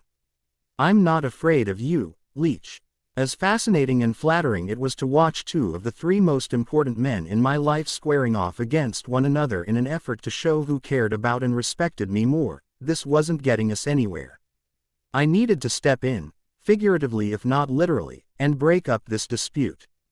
Jasper, do you think there's a measuring tape in the garage? 'Cause you're both being ridiculous and maybe the easiest way to settle this would be for you guys to just whip him out and take stock. Jake and Jasper both looked at me in shock, Jake's mouth hanging open. I heard Emmett's guffaws from inside the house. And soon Jasper and Jake joined in. I started laughing too. Way to go, Bella, Emmett called. And if anyone's measuring I want in on it too. I bet I win. Shut up, Emmett. Jasper and I yelled in unison though our laughter. Shouldn't you be halfway to Port Angeles by now? Jasper added. Emmett stepped out onto the porch. I wanted to give you some privacy. Of course, had I known that you all would try to negotiate world peace out here tonight I would have left before you. Hi, he said, holding out his hand to Jake. I'm Emmett Cullen. Jake shook his hand reluctantly. Jacob Black. Whoa, dude, you're hot. Emmett said, pulling his hand away. I meant your temperature, he said quickly, and then, after appraising Jake, he added, though it would work as a general assessment. Emmett, I said, shocked. What? He said, looking at me and winking. Just because I'm straight as an arrow doesn't mean I can't appreciate that wolf boy here is almost as good looking as I am. By the way, nice comeback. Way to put these two in their place. He held out his hand, palm facing me, and I clapped mine against his in a high five. Though I do have to question your taste in men, little sis. I mean, Edward and Jasper over me and Jacob, here. You sure like 'em scrawny. Jasper hissed at Emmett in warning and Emmett quickly backed away towards the rental car. Take mine, Jasper called after him, tossing him the keys. It'll be faster. I left it at the end of the driveway near the road. Emmett caught the keys and ran off down the drive. I was still king in the glow of Emmett referring to me as his little sis, even though by now it was very obvious that Jasper and I were together. I realized I had been so prepared for all the Cullens to hate me. That Emmett's easy acceptance completely took me off guard, in the best possible way. Jasper looked down on me, sensing my emotions. He loves you, darlin', just like Jake does. And he's missed you. He kissed me quickly and then turned his attention back to Jake. We're wasting time. You need to take her now and get her back here as quickly as possible, he said, handing me over to Jake. This really was getting ridiculous. I felt like a sack of potatoes. I couldn't wait for Emmett to get back with the crutches. Jake turned without saying a word and ran for my truck, depositing me in the passenger seat before getting into drive. As Jasper suggested, we went to La Push first to speak with Emily. When we got there she pulled me into a long, tight hug that felt absolutely wonderful. Sam told me about Jasper, she whispered. But I would have known even if he hadn't, just by looking in your eyes. I'm so happy for you, Bella. Sam had already filled her in on the fight with Victoria and what happened with Mike. So Jake and I only needed to tell her about the plans for tonight. Emily easily agreed to play along. We paused only long enough for me to eat some banana bread that she had ate earlier and for Jake to devour 3 platefuls of leftover spaghetti and meatballs before heading out to Newton's store to see Charlie. Despite the late hour, the parking lot was abuzz with activity. The Newtons were popular in town and it was clear that many residents of Forks were here to show their support. There was a tented canopy set up in the parking lot and I could hear Charlie inside, speaking with volunteers both in person and through two-way radios. He excused himself when he saw Jake walking with me in his arms and ran over towards us. Bells, are you all right? What happened? We were hiking together, looking for Mike, when Bella tripped and sprained her ankle. Charlie's eyes shifted to my wrapped foot. Oh Bells, he sighed, maybe you should have found a job to do here instead of in the forest. I know, Dad, I just really wanted to be out there, looking. And I'm all right. It's just a sprain. Is there any news about Mike? I asked because I knew it would be expected. Nothing yet, but we'll find him. We're about ready to stop tonight, but we'll start again early in the morning. The Port Angeles Police Department will bring in search dogs then. That will help. We're doing all we can, Bella. I remembered that I was supposed to be distraught over the fact that it was my boyfriend who was missing. I deliberately moved my ankle in a way to cause pain and bring tears to my eyes. I know, Daddy, I said. I know everyone is trying. I looked past him and saw Mrs. Newton. I looked around but could not see Mr. Newton. He must have been out searching. Dad, with my ankle and all. I was thinking that maybe I should spend the night in La Push, with my friend, Emily. She has a pair of crutches from when her cousin had broken her foot. It was amazing how easily he lies came when it was absolutely necessary, and her house is all one level, and she'll be home if I need any help. I know you're really busy here and I don't want to distract you from this. Charlie looked at me, his hand rubbing the back of his neck as he thought. All right, Bells, that sounds like a good plan. And I probably won't go to school tomorrow. I want to be here and it would be too hard with my foot. Sure, kid, I doubt anyone will be doing much studying at school tomorrow anyway. Thanks, Dad. I leaned away from Jake's hold to give him a hug. Are you doing okay? Did you eat? Charlie waved his hand dismissively. The volunteers have been feeding us non-stop. Okay, I'm going to talk with Mrs. Newton, I said. Jake, can you put me down and help me walk over there? In her state, I didn't think Mrs. Newton needed to see me carried over in the arms of another guy, no matter how innocent it might be.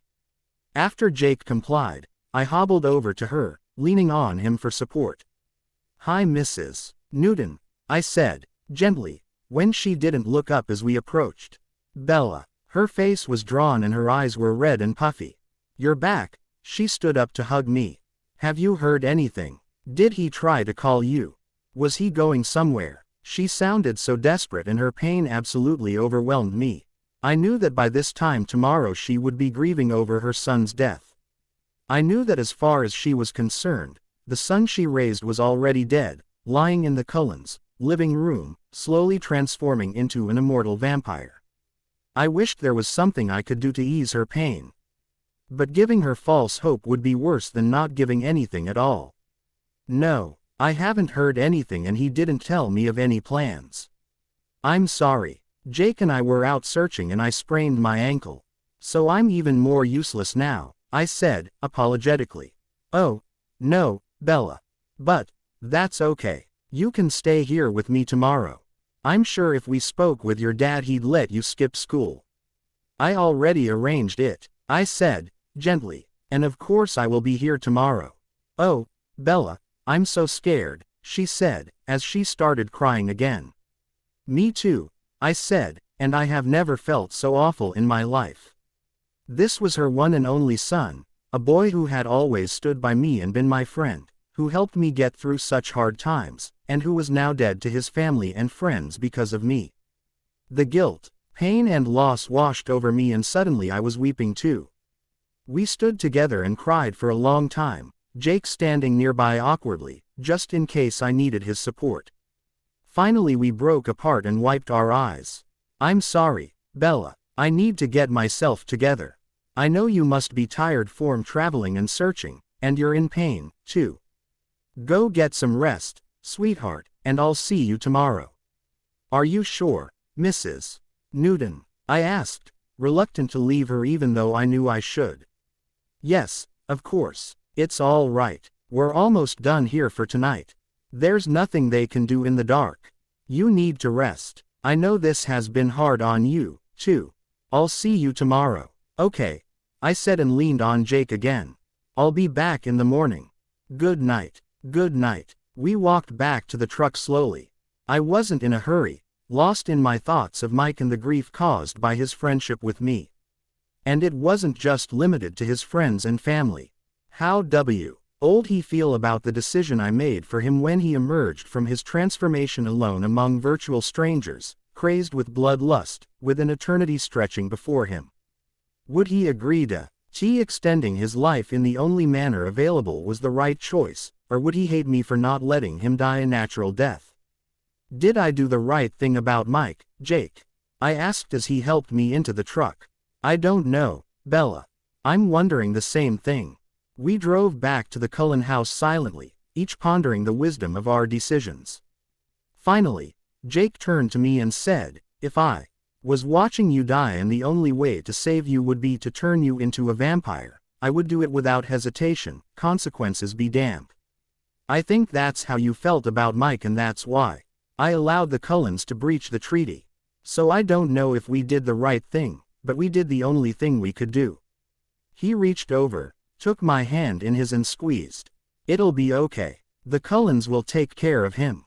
And maybe someday, once he learns to drink animal blood like the rest of them, you can go up and visit. Thanks, Jake. You don't know how much I appreciate what you did for me today. And I'm sorry that I make it so hard for you to be my friend. Jake shrugged. If it were easy, it wouldn't be worth it, he said. I was going to respond, but we were pulling up in front of the house and I saw Jasper come out to meet us. He opened the passenger door and pulled me out into his arms. We need to have a family discussion now, he told Jake, but can you come over in a few hours so we can stage the bear attack scene? Sure, Jake said.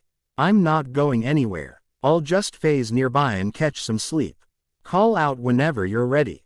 I looked at him in alarm. You're going to sleep out here. Why not come inside? There are beds. No thanks, Jake said, wrinkling his nose. It reeks of bloodsuckers in there. I wouldn't be able to sleep if I tried. I sighed. I knew I wouldn't be able to change his mind. Be safe, I said. I will, he assured me, and you too. One of the other guys will be here too, running patrols just in case. I had a feeling. That statement was as much for Jasper's benefit as for mine. And when you're ready tomorrow, I'll take you back to the store. You won't be able to drive for a while with that ankle. Thanks, I said again, and it seemed so inadequate. I'll see you in the morning. Good night, Bells, he said as he got out of the truck and jogged into the forest. Alice and I already told them everything while we were waiting for you. Jasper explained after Jake disappeared. I sighed in relief. I really didn't want to listen to everything for a second time. How did they take it? I asked. He didn't answer, but he gave me a reassuring kiss. I'll let you find out for yourself, he said, and he carried me inside. Carlisle, Emmett and Alice were waiting for us in the living room. I noticed that someone redressed Mike in clothes that I could only assume belonged to Jasper. Alice was sitting on the sofa now, with Mike's head resting on her lap over a bed pillow. The fingers of her right hand flitted over his face, making random patterns as they barely touched his skin. The fingers of her left hand stroked his hair. Mike writhed in pain silently, his face twisted into a grimace so horrifying, I had to turn away. Carlisle and Emmett both looked up when we entered the room. Emmett looked a bit shell-shocked and angry. Carlisle walked up to us and took my hand in his. Bella, I am so sorry for all of the pain my family has put you through in the past year. Needless to say, the actions of some of my children have been a deep disappointment, but I haven't exactly set a good example. I should haven't you never listened to Edward about the family leaving you the way we did. I am deeply ashamed of it, especially after hearing from Jasper what Edward did when he left. We have all hurt you and we should all beg for your forgiveness. Some of us more than others, Emmett growled, glaring at Alice. When we left, Bella, we thought we were doing it to keep you safe. Clearly we were mistaken, but what was done cannot be undone. We have Mike to think about now, so we have to go back to Alaska and, at least in his first year as a newborn, you will not be able to visit us there. Afterwards, though, I hope you will forgive us and that you will come up to see us. And in the meantime, I know Esme would love to visit you here. I'll come with her, Emmett added. I've missed hanging out with you, Bells. And now that I know you like pinball. I looked over at him and smiled. I'm not very good, Emmett. It won't be much of a challenge to beat me. Who said I was going to let you play? I was just gonna to let you watch the master. Quote, I've already seen the master, I said, looking up at Jasper. And I also figured out a way to make even the best player lose a turn. Jasper growled at me playfully, knowing I was only joking. Hey, no fair with the inside jokes, Emmett complained. Bella, Carlisle spoke again, and the jocular atmosphere was gone. No matter what happens now or in the future, I hope you know that you and Jasper will always be part of our family. And from now on we will always be there for you when you need us. Jasper will add all of our contact information to your phone, so that you can reach any of us anytime you need or want. There's obviously not enough time right now to work out all of the difficulties between us, but I hope in time we'll all be able to own to terms with one another the way a family should. I looked at Carlisle and saw that he was sincere. I was grateful that he didn't seem to hold anything against me or Jasper, and that he still considered us part of the family. But I really wasn't sure Jasper and I were ready to be as forgiving as we would both have to be in order to rejoin the Cullens. I looked up at Jasper and, as I suspected, his face was tightly drawn. He didn't look at all ready to make nice. I really appreciate that, Carlisle, I said cautiously. Jasper and I will have to discuss how we want to proceed. But, as you pointed out, with Mike being a newborn we don't really have to come to any conclusions for at least another year. For now, just please take good care of Mike. He is one of my closest friends and Ate the fact that he was hurt because of me. I know with your help he can experience the best of the vampire world, so please, help make his transition as smooth as possible. Of course, Bella. We will do everything we can to make him comfortable in his new life. And speaking of that, I was thinking, he looked at Jasper. With the exception of Edward, each time we welcomed a new member to the FA. Miley, we had Edward's mind-reading abilities to help us with training. Now Edward is away and Alice seems to have lost her power as well, and we really could use some help. Your power and your experience with training newborns would prove invaluable, Jasper. Would you consider coming back with us to Alaska to help train Mike? Jasper took a step back. His hold on me tightened and his face turned hard with anger. I know you haven't forgotten what I told you earlier this evening, Carlisle. Bella and I have just been reunited today. There is no way I'm going to leave her to go to Alaska with you and his creator. His voice was cold and full of contempt. We'll be okay by ourselves, Carlisle, Emmett added, and for once I knew it wasn't just his natural arrogance and self-confidence talking. He was trying to help Jasper and me stay together. Between the 5 of us we can handle one newborn, even without any special powers. Of course, Carlisle retreated. I simply thought it might be easier. But, of course we can manage without you. I glanced over to the sofa where Mike was still silently writhing in pain. I didn't want Jasper to leave just as we found our way back to each other. But I owed it to Mike to make his transition as easy as possible, and Jasper had both the experience and special ability to make that happen. I couldn't be selfish about this. I had to ask him to help.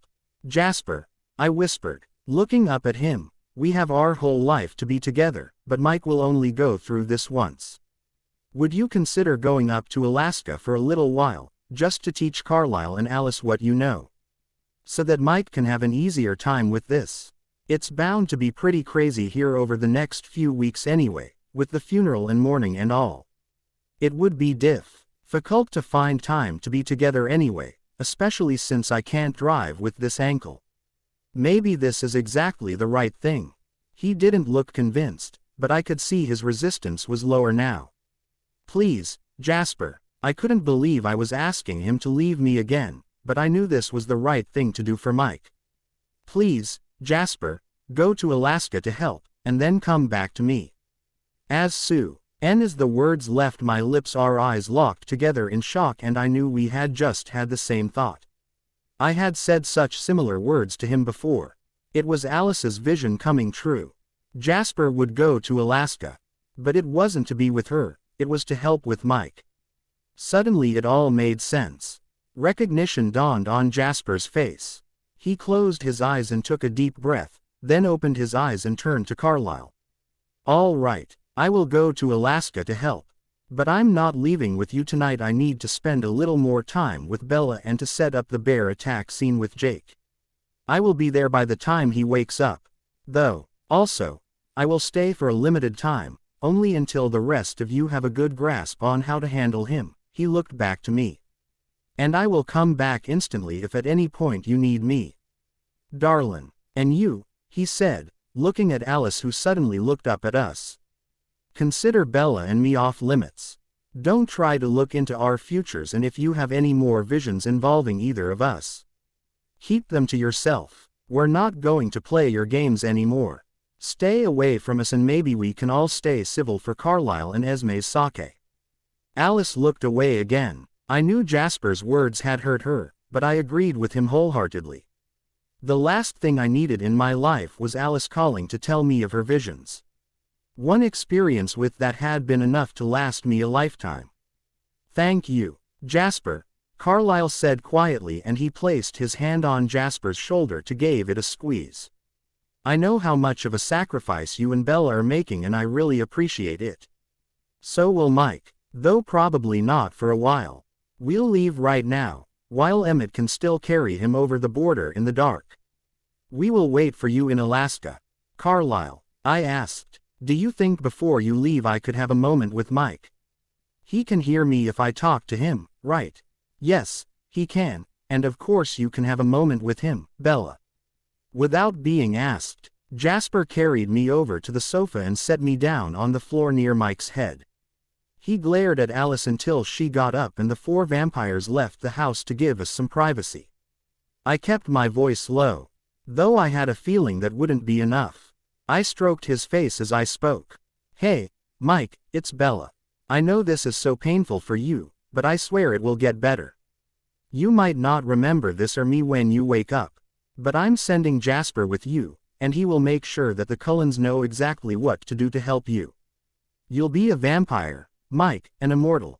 But you won't kill people. You'll live on animal blood and over time you will get stronger and you'll be able to interact with humans too. And then I will come up to visit. Or maybe by then I will be a vampire too and we'll be able to hunt and run together. I'm going to miss you so much, Mike. I'll miss reading with you at lunch and hanging out after school. I'll do what I can to help your parents. I know they will miss you horribly. They can't know that you're a vampire, so we'll have to convince them that you died. But I will try to be there for them. I'm so sorry that you got dragged into all this because of me. Believe me, if I could change any of this, I would. If I could save your human life, I would. I tried to trade my life for yours, but Victoria, well, you heard her yourself. She lied. She never intended to let you go. I owe you so much, Mike. But all I have to give you is my friendship, forever, and Jasper for a little while, to help you in your hardest days. I won't be able to see you for a while, but I will call and, if you want to. You can always talk to me that way. Mike had calmed while I spoke to him, and the expression on his face was now almost peaceful.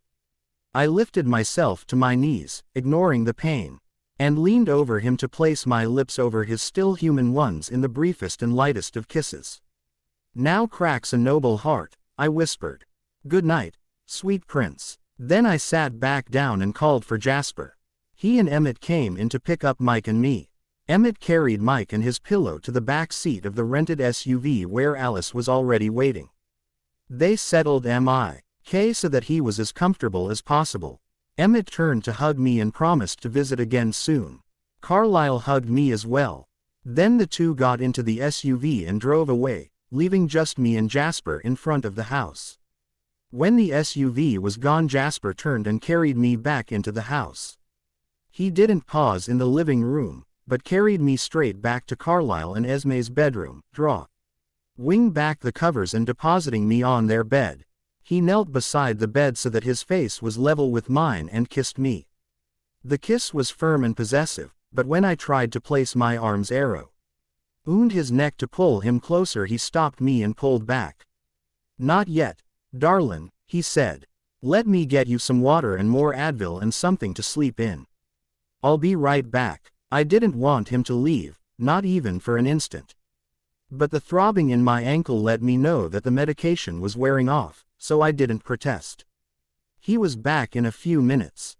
He handed me a glass of water and pills, which I accepted and swallowed readily. He then gave me one of his t-shirts and left the room so that I could change. The t-shirt was roomy and came down to my mid-thigh, a fairly respectable length for a makeshift nightgown. I pulled the covers over my lower half as an additional layer of protection and called Jasper. He came in carrying the crutches, which he leaned against the bedside table on my side of the bed, and some throw pillows from the living room. He lifted the bed covers and my feet and used the pillows to elevate my right foot. Still without saying anything, he turned off the light and crawled into bed beside me, staying on top of the covers. Touching me only through the covers, he turned me so that I was on my side, my foot still elevated, and pulled me as close to him as the cover would allow. He buried his face in my hair and inhaled deeply. We both sighed. "I can't believe I finally have you back in my arms only to have to leave you again," he said, not bothering to hide his frustration. I swore to myself that if I was ever lucky enough to be in this position again, nothing could tear me from your side. And yet here I am, about to break that vow less than 24 hours after I got you back. I flipped over to lay on my other side, facing him, using my folded left arm to support my head while I reached up to touch his face with my right hand. "I know the Ming is horrible and I hate the thought of you leaving, but without Alice and Edward's powers the family will have a harder time handling Mike, and, after everything that's happened, I owe it to him to make sure that his transition is as painless as possible. I know how big of a sacrifice you're making for me to do this, and I will always be grateful." He shook his head. "I don't want you to feel like you owe me anything for doing this. Even gratitude. I'm not going to pretend that I'm looking forward to going to Alaska and living with the Cullens again, but I owe Mike too. If he hadn't been in that clearing today, things may have turned out very differently. Victoria may have waited for you to come back to grab you, and then you wouldn't have been able to call me, and," he shuddered. He did more than just play victim. Jasper. Even though she had already hurt him, he tried to help Laurent to stop Victoria from capturing me. He actually charged her, Jasper. It was my turn to shish. Utter as I recalled the sound of Mike's human body connecting with Victoria's marble-like frame. "Then I owe him even more than I realized," Jasper said, "and since this trip will be payback of my debt to him, you owe me nothing. But even though I know it's something I must do for him, I still hate leaving you right now." He leaned in and placed his lips against my forehead. "You know I hate the thought of you leaving too. But even if you stayed, it would be nearly impossible for me to see you for quite some time except at night, in secret. Everyone thought that Mike and I were dating, and in respect to him and his parents I have to go through some sort of a mourning period before moving on to another guy. Plus, with my ankle, I can't drive, so I wouldn't be able to come out and see you here." "How long will you stay in Alaska?" Jasper's brow furrowed. "No longer than necessary, but newborn vampires are notoriously hard to control, so it will take a while to teach the Cullens how to handle him, and it would probably be best if I conducted some of the initial training myself. It may take up to a month." He looked at me with concern, undoubtedly wondering if I was going to object to the extended duration. I wasn't upset, though, a plan already forming in my mind. "A month might be perfect, Jasper. Mike and I had only been seeing each other for about that long, so a longer mourning period shouldn't be required. Maybe we could ask Esme to pretend that Alice invited me to spend New Year's with the Cullens. I'm sure Charlie would agree to let me go. Then we can spend the New Year here. And you can come back with me afterwards and we can tell everyone that we fell in love while I was visiting Alice." "It would be perfect, and highly ironic," Jasper pointed out. "The irony that we were using Alice as the supposed catalyst for our relationship was not lost on me either, but in so many ways it was both the truth and a sort of poetic justice." I looked to Jasper to see what he thought of the plan. "I'm going to hate being away from you for so long, but I like your strategy, not the least because it will finally let me pronounce my love for you publicly." I grinned with anticipation. I wanted nothing more than to finally be able to stop sneaking around and let everyone know that Jasper and I were together. "We would still have to explain why you'd be living in Forks instead of with your family," I mused, getting more and more excited. "Well, beyond the obvious reason of wanting to be close to you, we could tell them what you already told Angela, that I hated LA and that the were some family issues that made me want to live elsewhere for a while. Everyone at school knew you and Alice were together, so if you and I started dating it would make sense that you would no longer be able to live in the same house as her," I added. "See, darlin', everything is coming together perfectly. It is, isn't it?" I closed my eyes and allowed myself to bask in the moment. "It's like you said before. We were meant to be together." Jasper leaned over and placed his cool lips against my neck. "Much as I hate to be the one saying, 'I told you so,'" he said, looking up at me through his eyelashes. "I should have believed you," I sighed, as I arched my back and tilted my head away to give him better access to my neck. "And I should have kept my word." His lips moved up over mine to silence my protest until he felt me yield, "but we don't have to talk about all that now." "No," I said, moving my lips along his jawline. "Talking's highly overrated." I shifted myself higher, using my elbow for support. My lips reached his ear and I sucked on his earlobe before moving higher to flick my tongue gently against the opening to his ear canal. "Bella," he groaned and turned his head so that our lips were joined again. both of us leaving them slightly open, the tips of our tongues just barely touching, tasting, flirting. I realized that he was waiting for me, so I slowly moved my tongue further into his mouth, sending it on an exploration while carefully avoiding the points of his sharp and venomous teeth. He opened his mouth wider and purred his pleasure, the slight vibrations triggering an instant reaction in me that felt like the constriction of all my muscles and blood vessels. I became bolder, pressing myself against his chest as I deepened the kiss. I weaved the fingers of my right hand tightly into the hair on the back of his head, and used the additional leverage to press my lips even harder against his. Both of us moaned in unison against each other. And then, without breaking contact, Jasper was pushing me back gently so that I now lay flat on the bed with him leaning over me, and it was his turn to take control of the kiss. My heart raced and my breaths came rapidly as I became lost in the sensations. I was no longer thinking, just feeling, and the feelings were absolutely glorious.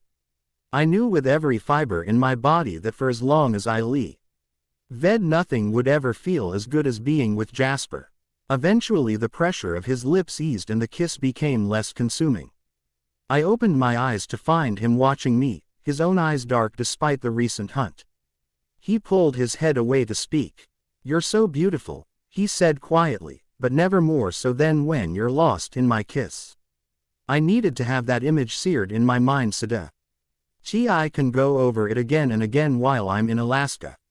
I frowned. "Why does that sound like you're stopping us from going further?" He chuckled. "Probably because that's exactly what I'm doing. I promised your self-appointed guardian out there that I would be a gentleman tonight, and I intend to keep that promise." I stuck my lip out into a pout. "You should have talked to me before you made that promise." "Yes, that would have been preferable," he acknowledged, "but you know there wasn't an opportunity to do so. Besides, even if we had talked about this before we ran into Jake, my conclusion would have been the same. We've both had a horrifying and emotionally draining day. You're exhausted and injured. We haven't even had a chance to properly talk since we got back together. And in a few hours I have to arrange the scene of Mike's death and then go off to Alaska for a month. This is hardly the optimal time for us to move our physical relationship to the next level, and I'm afraid that's exactly what could happen if I allowed myself to keep going tonight." I turned away. Everything he said made sense, but I still felt left out. I knew it was irrational. There really had not been any time for us to discuss this, and if Jasper hadn't said what he said to Jake there was a chance that their argument would have escalated, which was the last thing I wanted. But I couldn't help feeling like I should have been part of the discussion, not just the subject. Then I remembered that Jasper made it clear to Jake that after tonight my wishes would determine what did or did not happen, and I felt a little better. Jasper lowered his forehead to my cheek and moved his head back and forth, the tip of his nose brushing gently against my chin. Then he pulled away again, and flipped his bow so that he was sitting facing me in the headboard. I looked at him, confused. He reached down for my shoulders and pulled me as so I was sitting as well. He piled up pillows behind me so that I could lean back against the headboard and be comfortable. I watched him, feeling like something important was about to happen, but not having a clue what it was. My unease increased when he took my hand in his and looked straight into my eyes. "I love you, Bella. I love everything about you. I love your strength, compassion, selflessness, intelligence, sense of humor. And yes, I love your body. And I want you the way I've never wanted a woman before." He shifted his eyes to the side for a moment. "God, if you only knew," he looked back at me before continuing. "But I also want to do this right. There is no need to rush. You're still human. You're still fragile." I rolled my eyes and looked away. I'd heard this argument from a vampire before. I felt him squeeze my hands and looked back at him. "And that just means we have to be more careful. Go slower. Take it one step at a time. Kind of like my bloodlust training, remember? It may not be necessary. I may have enough control now. But I can't take that risk. Not with you. Do you understand?" I nodded slowly, remembering those first weeks when he had kept his distance. When the slightest physical contact, like my touching his hand, rattled him. Even if I was certain that he would not hurt me, I shouldn't be rushing him. He was right. We had forever. I needed to be more patient and understanding. And Bella, I looked back up at him. It's not just me, darlin'. I can feel what you're feeling, you know. Sometimes, you're totally ready, but most often you have doubts, you're hesitant. Which is totally natural, he hastened to add when he saw me cringe. Given our rather unconventional and relatively brief relationship, I cocked my head at him. Unconventional, whatever could you mean? He laughed in obvious relief and I hadn't been offended by what he said, then kissed the knuckles on both of my hands. Anyway, we have the time to do this the way it's supposed to be done. Go on dates, spend time together, get to know each other. His eyes darkened and his voice got huskier, bass by bass. I flushed inside and out at his suggestive tone. The things this man could do to me with just a few words. Maybe he was right. Maybe I wasn't ready for a full-blown Jasper seduction. Heck, I could barely handle being in the same room with him without feeling like a tween fangirl when he spoke like that. Add a gentle UCH or kiss and I'd be completely over the edge. It was better to take it slower, let me get more comfortable, feel more confident. So, what do you say? And with that I was undone. Despite the fact that everything he said made all the sense in the world and that he was clearly right, and that he must have felt my total agreement with everything he was saying, he still asked. I still had a say. I was completely overwhelmed with love and with the sense of being exactly where I belonged, with the person that I was meant to be with, forever. Bella, I withdrew my hands from his to support myself as I swung my legs around and, despite the slight pain, lifted myself to my knees and leaned over to kiss him. I say I love you, Jasper Whitlock, and I'm looking forward to getting to know you. I kissed him again, bass, another kiss. Bye, and another, bass. And as my lips touched his one last time he pulled me to him and proceeded to teach me everything I ever wanted to know about first base. Later that night, after I had fallen asleep in his arms, he met up with Jake and they staged the scene of the bear attack for Sam to find the next day. He was back with me when I woke up with a fresh set of clothes that he picked up at my house while I was sleeping. After I was showered, dressed and remedicated we said our final goodbyes and he handed me off to Jake, with money and instructions for Jake to feed us both before we went back to Newton's. He reminded me to call him and then he was off to spend a month with his once and perhaps future family. The next month was at best difficult, at worst excruciating. Jake and Jasper staged the attack well, so no one questioned the story that Mike had been killed and dragged off by a bear. It would have been easy for me to feign grief. Because I did grieve for the death of my human friend, had it not been for my daily conversations with the newly created vampire. Mike needed nearly constant handling. Jasper and the rest of the family were quite beside themselves at his utter unpredictability, mood swings and aggression. Jasper calmed him down as best he could and attempted to teach him control and self-discipline, but he was having a harder time than he had with other newborns. Apparently the only thing that calmed Mike down besides Jasper's power was my voice, and so I spent each lunch hour on the phone with him reading him the latest books by his favorite authors and more time on the phone each evening just talking to him about anything and everything, especially what was going on in Forks. It seems that unlike most newborns, Mike actually retained a great deal of his human memories, and he wanted to know more about his past human acquaintances than anyone suspected he would. Mike's funeral was a somber affair, with the whole town of Forks as well as many people from La Push showing up in full force. Only a small number of people could actually fit into the church for Mass, so outdoor speakers were set up for the people gathered outside. Despite the cold weather, there was a large crowd. Even more people showed up at the cemetery. Charlie and I sat with the Newtons both in church and at the cemetery. Even Huff we were not technically family Mrs. Newton had insisted, and neither one of us had the heart to deny her. The Newton each spoke at the cemetery, recalling their favorite moments with Mike. I spoke as well, and while delivering the eulogy was difficult, composing it had been easy. I may not have loved him romantically, but Mike and I had grown close and developed a bond strong enough that I see. Old write a completely honest and heartfelt goodbye. Other students from Forks High School spoke as well. Tyler and Ben each spoke about their friendship with Mike, and Jessica delivered a very poignant farewell. I felt the worst for her, because I knew how much she had liked Mike, and it must have been horrible for her to know that now that love would forever be unrequited. For many days after T.'s funeral I spent much of my time with the Newtons, either at the store or at their house. We didn't really talk much. Mrs. Netwan spent a lot of time going trough photos of Mike.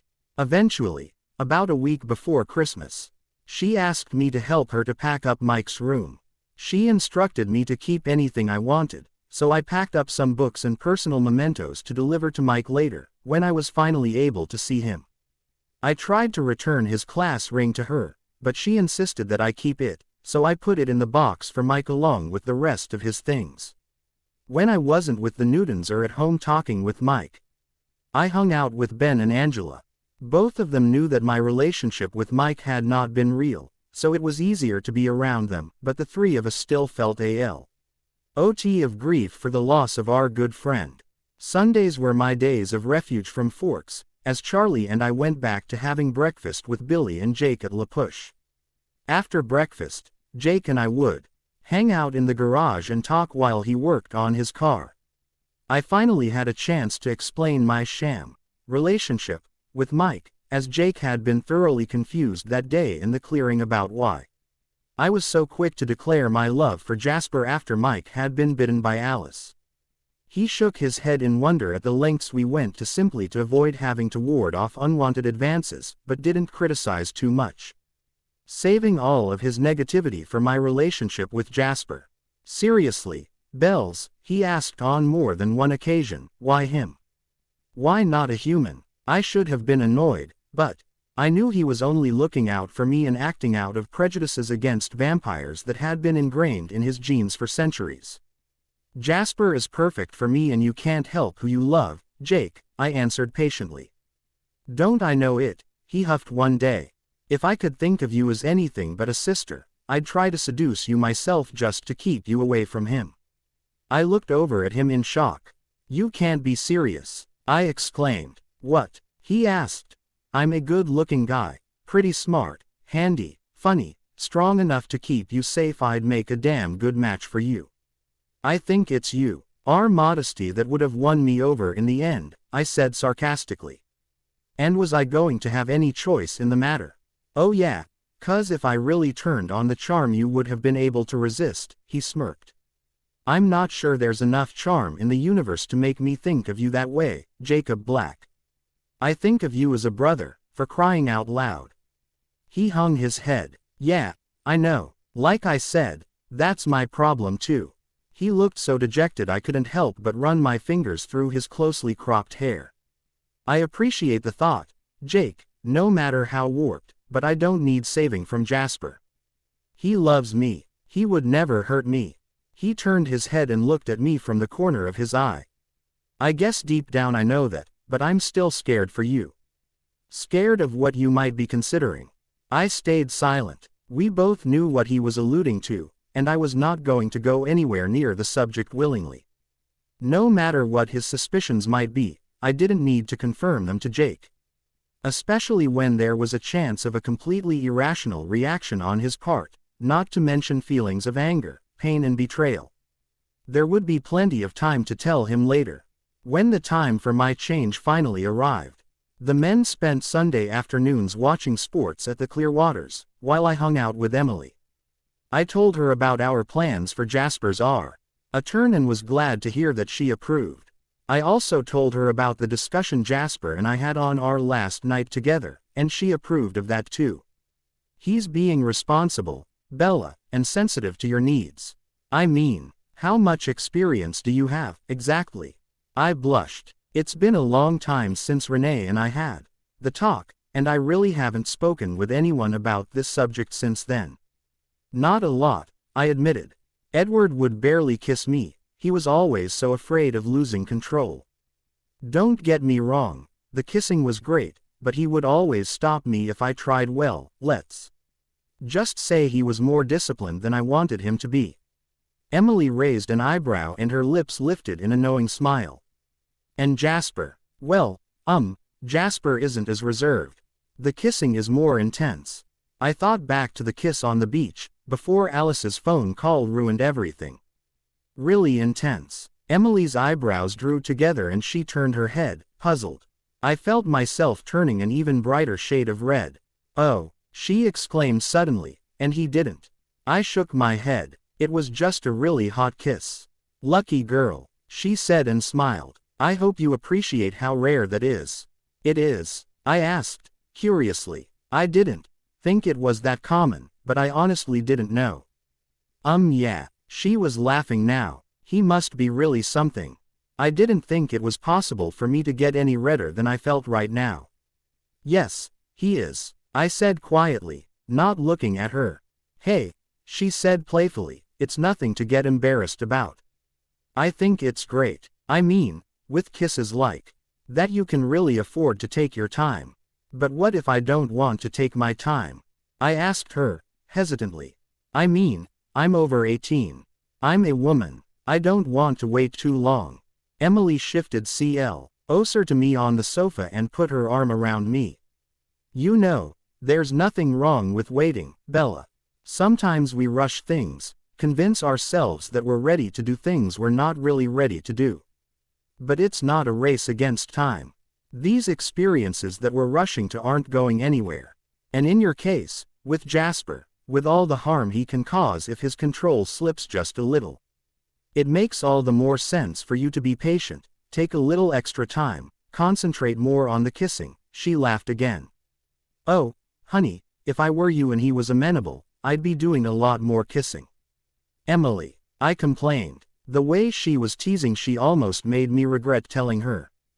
Thankfully, she understood. I'm sorry, Bella. All I mean is that you have lots of time and you should enjoy the journey as much as the destination. Stop and see the sights along the way, enjoy the scenery. I giggled. I certainly had nothing against sights and scenery. Glad you liked the metaphor, Emily said with a smile. Do you understand what I'm saying? If Jasper wants to be a traditional, for goodness sake let him, at least for a while. He's a mature man with mature needs, and believe me, he wouldn't be trying to slow things down unless he really felt it was in your best interest. There's always time to pick up the pace later. Thanks, Emily, I said and looked down at my hands. I suppose, considering I have no idea what I'm doing, slowing down is not the worst thing. Emily took a deep breath. Right, no idea what you're doing. I forgot about that part. Well, Emily and I continued to talk for some time, and at the end I didn't feel quite as ignorant as I did at first. Before I left that afternoon I made her promise not to say a word about our conversation to Sam, and she readily agreed. We both realized that if Sam knew what we talked about, Jake would know as well, and neither of us wanted to know how he would react to even the possibility of me doing some of the things Emily and I had discussed. For that matter, Emily said Sam would probably feel the same as Jake. So I was fairly certain that my private discussion would remain private, as Emily and I both log head at the fact that a wolf could keep nothing from his imprint, but the imprint did not have to share everything with the wolf. I didn't pay as much attention in school as I should have, but my grades didn't suffer. Since most of the teachers seemed to go out of their way to cut me slack due to what happened to Mike, I would have felt guilty, except that most of the reasons why I didn't have time to study harder had to do with Mike. Still, I was glad when finals were over and we were out for winter break. I hoped everything would be back to normal when we returned in January. Christmas was a quiet holiday. Charlie got a small tree and we decorated it with a box of ornaments and lights he had stored in the garage. Many of the ornaments were handmade by me when I was younger, back when Renesmee believed store-bought gifts were too materialistic and insisted that we dabble in arts and crafts instead. I didn't enjoy making the ornaments at the time, but now they brought a certain sense of nostalgia. Jake and Billy came over for Christmas Eve dinner, and we exchanged presents. Everyone got Billy and Charlie new fishing lures, so the two were well equipped for the next fishing season. Jack had carved me a beautiful little wooden wolf figurine which hung from an adjustable leather cord that I promptly hung around my neck. I gave Jake a metal figurine which I commissioned specially for him from a Colorado artist I found on the internet. The figurine was of a wolf with a collar from which hung two small bells. Charlie wondered out loud why I had given Jake a figurine of a sheepdog. But I merely shrugged and said I thought he'd like it. As Jake, Billy exchanged knowing smiles. Charlie and I ate breakfast Christmas morning together and exchanged our presents. Then Charlie went to La Push to watch sports while I, for once, found myself alone, finally able to spend some quality phone time with Jasper. Although Jasper and I talked every night, our conversations were usually brief, due to his need to continually monitor Mike. But, as always, he found the perfect song to sing to me while he was away, so each night before I fell asleep I'd hear. I thought that the world had lost its way. Then I fell in love with you. And you took that away. You take away the old, show me the new, and I feel like I can fly when I stand next to you. So what if I'm on this phone, 100 miles from home? I take the words you gave and send them back to you. I only want to see if you're okay when I'm not around. Asking if you love me. I love the way you make it sound. Calling you to see. Do I try too hard to make you smile? To make you smile, I will keep calling you to see if you're sleepin' or you dreamin' and if you're dreamin' or you dreamin' of me. I can't believe you actually picked me. Of course, he always knew if I was sleeping and dreaming since, as before, we stayed on the phone all night long, so he could hear me talk in my sleep. In the morning I'd wake and we'd talk briefly before I hung up to start my day. It was a tenuous connection, but it was there every night, and I absolutely cherished it. On Christmas Day all the Cullens had taken Mike out to hunt so that Jasper and I could talk about his upcoming return.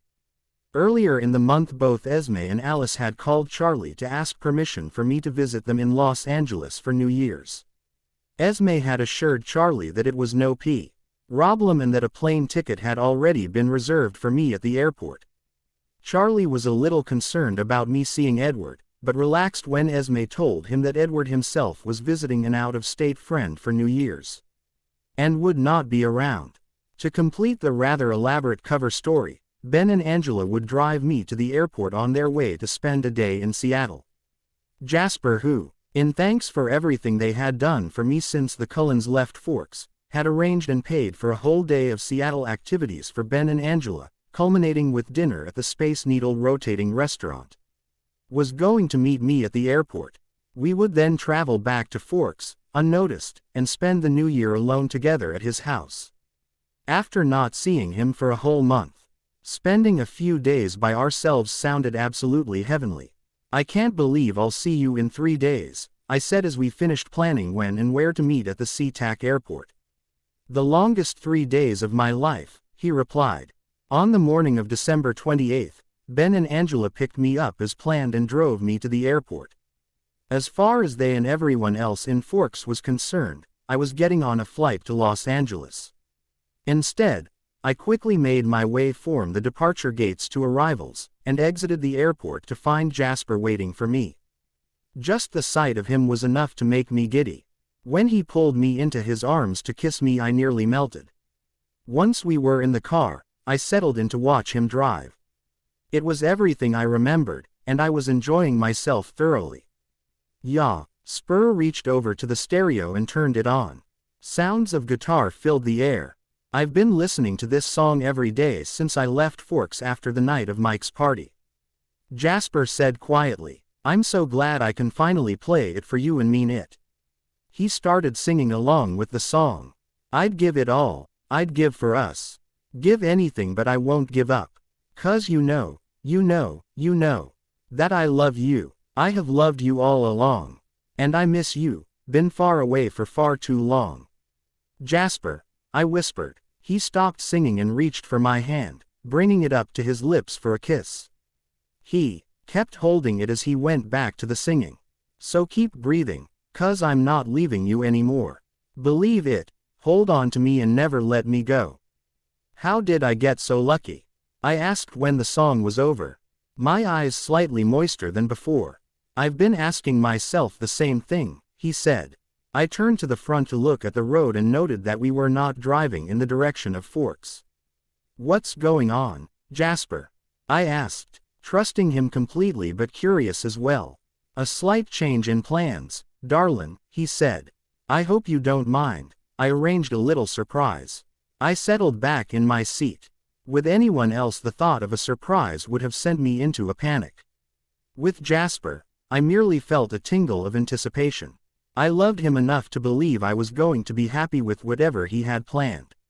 We drove north, past Seattle, past Anacortes and up towards Vancouver. I started getting a little worried when it looked like we were actually going to leave the United States. Don't I need a passport to go to Canada? I asked. Already taken care of, he said, pulling a passport out of his inside jacket pocket and handing it to me. I opened it and saw that it was my own passport that I had gotten back when Renee thought she might marry Phil on the beach in Mexico. I found it when I was getting your clothes last month. It's what gave me this idea. You've been planning this for a whole month. I have. It took a little time and effort, but Esme actually handled most of the arrangements. Hearing Esme's name brought up many conflicting emotions. How was it? I asked. Living with them again. In addition to having our phone time limited by Jasper's duties, there were certain subjects we had not discussed because of the excellent hearing of everyone near him whenever we spoke. He considered the question before responding. It was different. They all deferred to my expertise, which had never happened before. They actually wanted to learn something from me. They were interested in training techniques, but that led to other questions about my past. It was like, for the first time, they were trying to get to know me. Like they were trying to make up for lost time. Convince me that I was part of the family. I looked over at him thoughtfully, on the one hand grateful that the Cullens were finally treating him the way they should have treated him all along. And on the other apprehensive that this change in attitude had convinced him that he wanted to live with them again. Even if Jasper was ready to forgive and forget, I wasn't sure I could be that generous. And, do you want to be part of the family? Do you still want to be affiliated with Alice? I saw his jaw clench tightly and I didn't need to hear the answer. I most certainly do not want to be affiliated with Alice. But I'm not altogether certain she will remain with the Cullens after Mike's newborn year is over. She's finding the climate much less hospitable than it had been before. I was genuinely surprised. Other than Emmett, who seemed to take Jasper's and my side against Alice after he learned of her past deceptions, I couldn't think of any other family member who would have turned against her. What happened? I asked, truly eager to know the answer. I'll tell you all about it, but another time. I would really prefer not to speak about that evil, manipulative bitch for the rest of the trip. I sat back in my seat, shocked at the vehemence of his words. Clearly, when it came to Alice, anyway, Jasper was on the same page as I, maybe even a bit further back. He looked over at me apologetically. I'm sorry, I didn't mean to snap at you. It's just that, don't. I stopped him. You don't have to apologize or explain. I understand. I should have never brought it up. I think we're both still a little raw on this particular subject. Not as raw as Mike was when he woke up. Jasper laughed a slightly malevolent laugh. I shot him a look. Oh, you never said anything. What happened? Let's just say his initial bout of hostility was directed towards his creator, and since we had no advanced warning, he got her good before any of us had a chance to step in and stop him. I looked at Jasper in shock. Mike had never been a violent person and certainly he had never had a quarrel with Alice. Jasper must have sensed my confusion. He heard everything while he burned Bella. And he heard it all 3 times. Once when she was explaining everything to us, once to Carlisle and Emmett, and the 3rd time for Rosalie and Esme. You know how protective of you he's always been. So when he heard multiple times how Alice hoped for your death, it didn't exactly make him happy. As soon as he could move he went after her. He was so fast and strong, none of us had a chance to stop him. It was hard enough to pull him off her. Did he? I asked with some trepidation. Did he hurt her? Not permanently, of course. But she did have to spend some time fusing CES back together under Carlisle's care, and she will have a few more scars to show for it. I didn't know how to feel about this news. I wasn't exactly wishing for Alice to be hurt, and yet a part of me was glad that she had to go through some suffering. Then I realized that there had been 2 of them in that fight. Is Mike okay? Alice is not much of a fighter, so she didn't cause any damage. With my help to calm him, the rest of us managed to pull him off without having to harm him. I breathed a sigh of relief. Jasper threw me a searching look, but didn't say anything. I know he attacked her, but it wasn't really his fault. Was it? I mean, the whole thing about being a newborn is that he can't control himself, right? I just don't want him to be hurt anymore because of me. I already took everything from him. His family. His friends. His future. He had plans, you know. He had his entire life planned out before I even thought about what I wanted to do after graduation. And yet I'm still here and he's... A couple of tears slipped out of my eyes. Jasper reached over to take my hand. He's all right, darlin'. You spoke with him. You know he understands. I know. I sniffed. But still. He squeezed my hand and then relaxed his grip, but continued to hold it. We didn't talk for a while. Eventually I sighed and smiled over at him. I love you, Jasper. I love you, Bella. And just like that we struck an unspoken pact to stop talking about Alice and Mike, and to simply enjoy our reunion. We crossed the border into Canada without any trouble, and soon we were approaching Vancouver. Jasper drove to a parking garage near the airport, where we left the car, taking a shuttle to the terminal. Where are we going? I asked, unable to stifle my curiosity. We're flying to Saskatoon, he said, sporting an enigmatic smile. From there we'll drive for a bit until we reach our destination. I rolled my eyes, but I knew he realized I was enjoying the mystery. The flight to Saskatoon was direct and relatively short. On landing we were greeted by a Canadian gentleman who supplied us with a Ford Explorer, which looked to be loaded up with supplies a couple might need for a long weekend getaway. Jasper drove us further north, following the signs to Prince Albert National Park. The roads became narrower as we drove, until eventually we turned off onto a snow-covered, barely marked path. Jasper just smiled when my eyebrows lifted in question as we headed straight for the tree line. Almost there, he said, laughing. I sniffed, refusing to take the bait. We drove into the forest and the snow-covered trees blocked most of the light, making the drive a little bit eerie. Not much later, however, we passed through the trees and we were in a huge, gorgeous clearing. In the center stood a large, beautiful log cabin. As Jasper drove around the cabin to the back, I realized that it had been built into a slope to create a lower level that was invisible from the front. I looked around the back of the cabin as Jasper got out to open the garage door. There was a deck that ran the full length of the cabin on the upper level. It looked like the lower lever was lit between the garage and a room with a huge patio door that led to a lower tier of the deck with a built-in hot tub.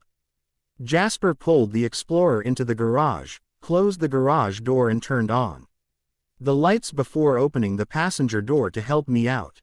He grabbed my hand and pulled me towards the door that separated the garage from the rest of the cabin.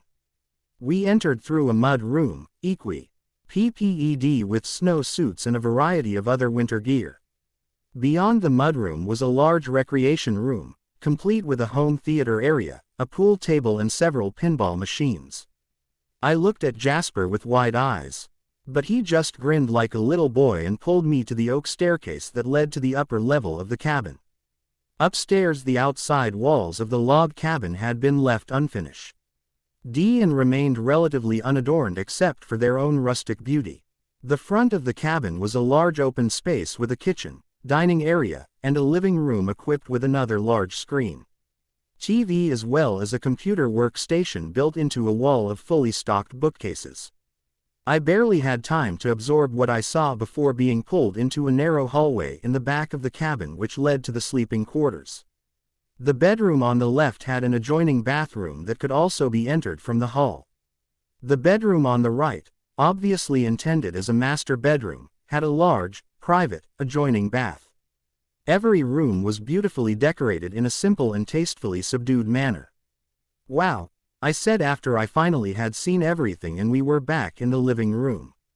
"What is this place? Do you like it?" Jasper asked. "As if you didn't already know," I replied. "I love it. It's beautiful." "Whose is it?" "It's ours." "Ours?" I scrunched up my face in question. "Well, technically it's mine. But of course what's mine is yours now, and I purchased this property expressly with you in mind." He was looking at me intently, as if willing me to understand something unspoken. "I hope to spend a lot of time here with you real soon," he prompted, when I didn't respond. Oh, even I couldn't miss a clue that big. This was where he intended for us to live during my newborn year. I looked around again with fresh eyes.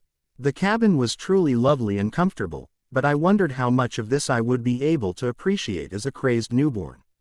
"I wanted to spend this time here with you so that you could get used to it. So that when we come back it will already be familiar. I think that will help you." "I'm sure it will," I said quietly, looking around again. "Is something wrong, darlin'?" Jasper asked. "If there's anything you don't like, we can change it. If anything seems missing, we'll get it. Or we can choose to stay elsewhere altogether." He was always so caring, so considerate, trying to anticipate and meet my every need. How could I explain that it wasn't the place that worried me, as much as what it represented? "Are we far enough away?" I asked timidly. "From people?" "We are. The nearest human neighbors are over 40 miles away. Much too far to smell their blood. There may be hikers who get closer, but I will be sure to keep a lookout for them and we'll do most of our hunting at night." "I see." Suddenly it all felt too real, too close. I wasn't ready for it. I loved Jasper and wanted to spend eternity with him, but I just couldn't see myself hunting animals and draining them of their blood. Jasper came up behind me and wrapped his arms around me, resting his chin on my shoulder. "Trust me, Bella," he said, misunderstanding my distress. "I will make sure you never harm a human. We won't need to go far to hunt around here. There is a creek behind the house, so some animals will actually come to us. And, as you know," he lowered his voice to a breathy whisper, "I plan on keeping your mind focused on other activities." Ah yes, other activities. I had forgotten of his cunning plan to redirect my attention away from my newborn bloodlust. Suddenly all apprehensions about hunting animals faded into the background. I turned my head just as he turned his and our lips met in a soft kiss. "You're a tease, Racer." "Maybe," he said against my lips, as he turned my body in his arms in what felt like a luxurious slow dance. "Do you want me to stop?" His right hand slid leisurely along the length of my left arm, gently lifting it over my head so T had my back arched and my chest pressed into his. He pushed me lightly to lean against the bookcase as his lips crashed into mine. I didn't have to respond to his question verbally. My throaty moan was response enough. Suddenly I felt a vibration and Jasper pulled back, grimacing as he pulled the phone out of his pocket. He glanced at the display and his frown deepened. "Hello, Carlisle," he said after accepting the call. I watched as he listened to what Carlisle had to say. "We've discussed this," he snapped, clearly irritated. "I thought you all would be able to handle him. This isn't exactly convenient." I could hear Carlisle's voice on the other end of the line, but I couldn't make out what he was saying. "Fine," Jasper finally said. "I'll ask her, but she can't just be at your beck and call. You all have to figure out how to do this without her." My eyebrows shot up in question. Apparently Mike is quite agitated because you missed your noon call with him and they haven't been able to come up with a way to calm him. Carlisle is wondering if you wouldn't mind speaking with him for a little while. I bit my lip. My first instinct was to agree right away, but then I realized that Jasper clearly was not expecting to share my time with anyone on this trip. I didn't know what to do. It's all right, Bella, he said resignedly. Here, talk to him, he said as he handed me the phone. I'll unpack the car. I put the phone up to my ear. Hello, I said hesitantly. I'm so sorry I'm asking you to do this, Bella. I know I'm intruding on your and Jasper's time together. But with Jasper here we just haven't been able to think of anything to reduce his anger. Carlyle sounded both apologetic and distraught. I'll see what I can do, I said. Put him on please. Bella. There. Was a note of mistrust in Mike's voice. It's me, Mike, I replied, trying to make my own voice as soothing as I could. You didn't call to read. He was clearly hurt and I felt bad for failing to plan for this. I should have warned him that when Jasper came back I wouldn't be able to call him as often. There was a slight change in plans today and we've been traveling. I didn't have a chance to call. Traveling. Where are you? Are you coming here? He was both anxious and hopeful. I hated having to disappoint him. No, Mike, we talked about this, remember? I won't be able to visit for a while yet. Being so near a human would be too tempting for you. I don't think so, Bella. I really don't. This bloodlust that everyone keeps talking about, I don't feel it. I'm fine with the animal blood. I don't crave more than that. And being here with them is horrible. I hate them, Bella, especially her. If I have to stay here for 11 more months I will find a way to kill her. I cringed, not you. Because of what he was saying but also because I knew all the Cullens heard it too.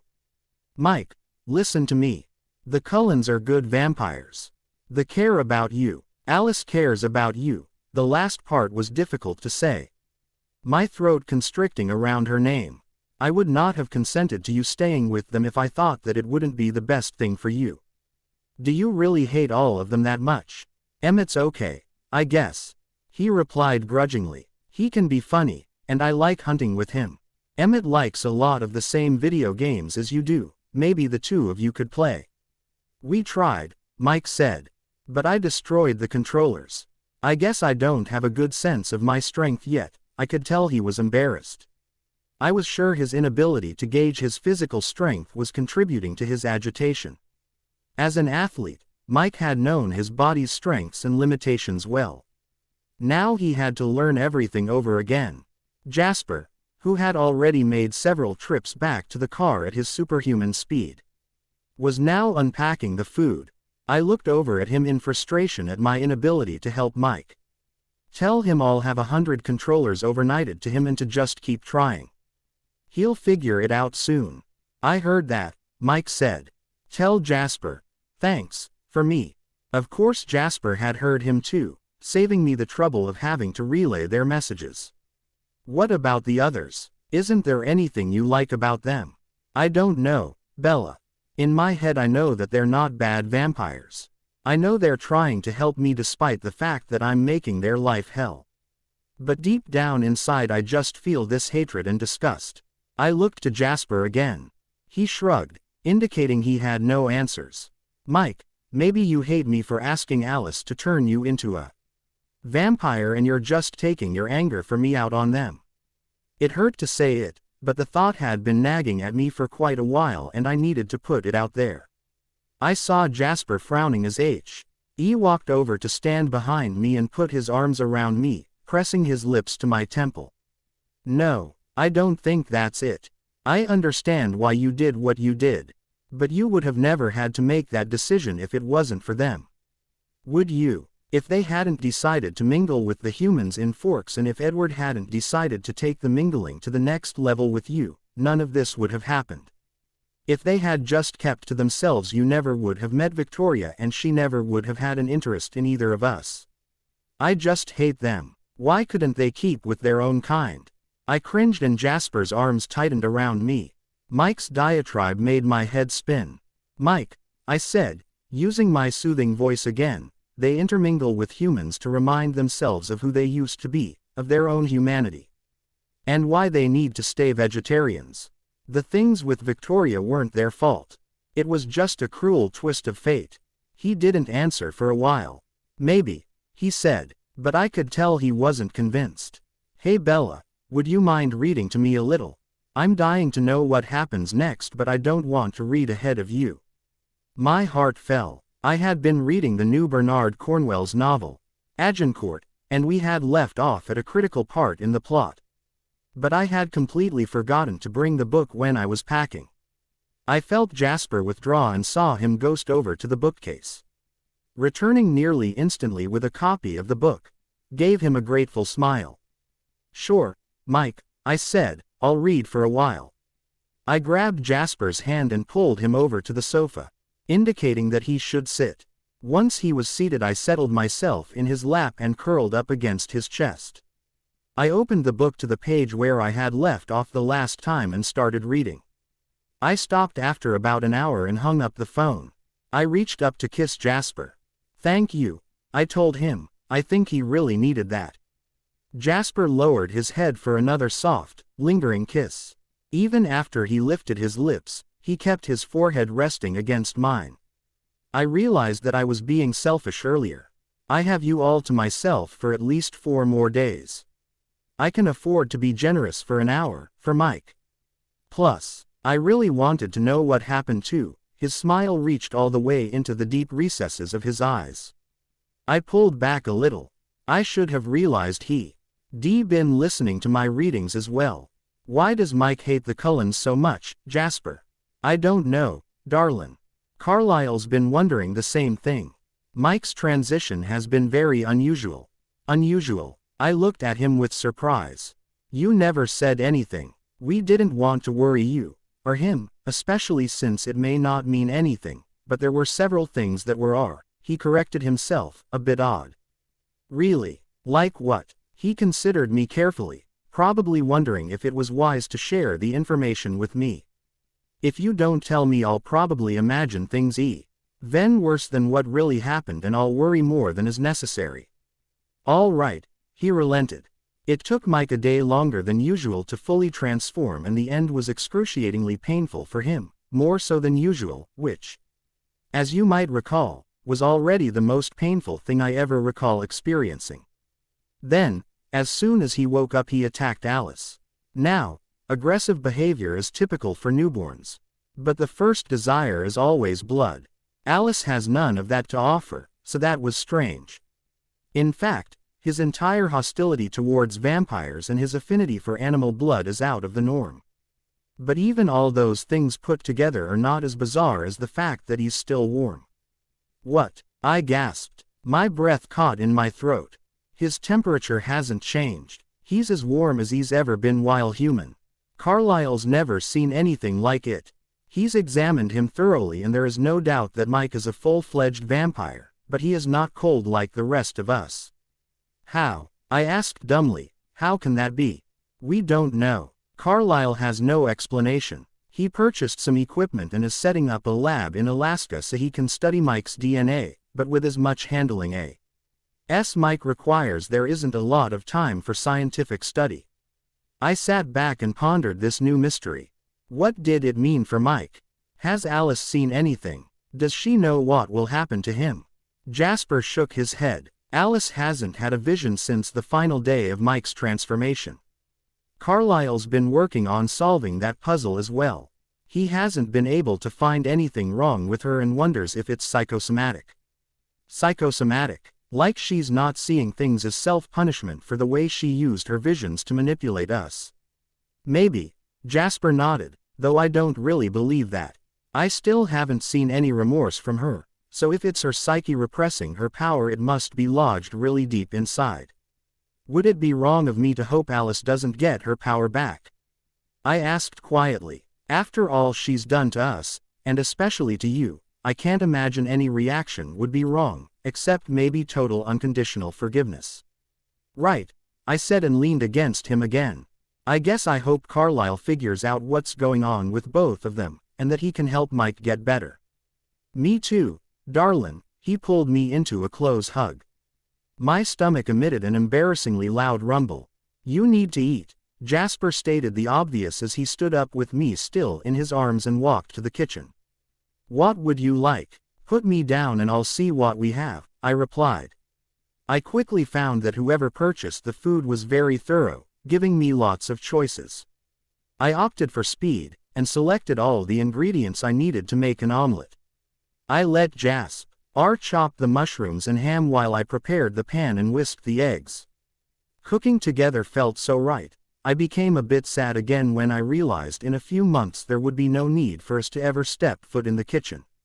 But all those thoughts melted away when my eyes met with JASPER's loving gaze, and I was reminded that eternity with him was worth some sacrifices. We thoroughly enjoyed the rest of our time at the cabin. We were pretty active during the days.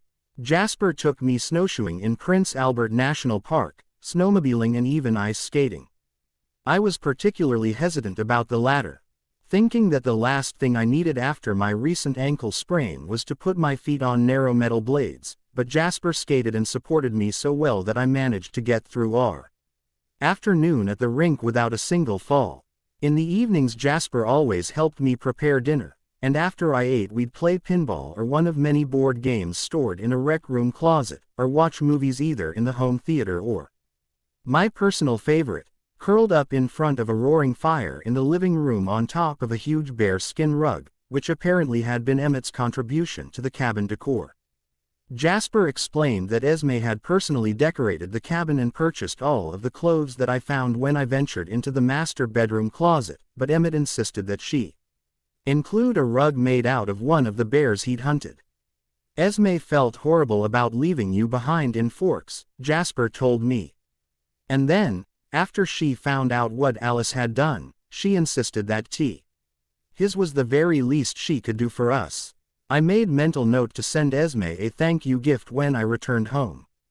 Her simple and tasteful style, both in home decor and clothing, suited me so much better than Alice's high fashion agenda, which I had been forced to put up with while dating Edward. Not having to ever again play Bella Barbie was yet another bonus of my relationship with JASPER. I continued to speak and read with Mike every day, but I made sure JASPER was always with me so that he wouldn't feel excluded. The two of us also spent hours talking together, getting to know each other even better than before. I was too tired the evening we arrived, but the second evening we exchanged Christmas presents. I was so apprehensive about my gift for him, but as soon as he opened it I knew I had done the right thing when I went back to Seattle, found Ken, and using some photographs and a copy of the sketch he had done of us previously, commissioned him to sketch a scene commemorating our whole day in Seattle. Ken had done a wonderful job, surrounding a smaller version of JASPER and me with scenes of the shooting star, whales, the Space Needle, and Doc Maynard's pub. Bella, JASPER said, his voice filled with love, as he looked at our drawn faces much the same way I had looked at them so many times when we were apart. This is fantastic. I will treasure it always. His gift for me was even more astounding. I first opened a box filled with European travelogues. You remembered, I remarked excitedly. Can we watch a few of them right now? In a minute, he replied, after you finish opening your present. I was confused, not knowing exactly what he meant, until I saw an envelope taped to the bottom of the box. I opened the envelope to find undated plane tickets and a trip itinerary. I quickly scanned the different stops: London, Paris, Brussels, Amsterdam, Barcelona, Vienna, Prague. The list went on. I lifted my eyes in question, not willing to believe what I was reading until I heard it from him. That's right, Bella, he confirmed. These are all the places I'd like to take you on our European tour following your graduation. I want you to see in person all the places we'll be hearing about in these travelogues.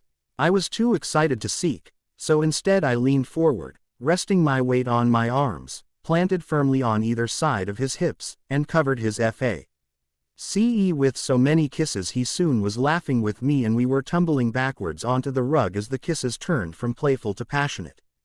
As our lips and tongues and hands teased and explored, all I could think about was how perfect my life was turning out and how lucky we both were to have found each other. Later that evening we went out for a walk.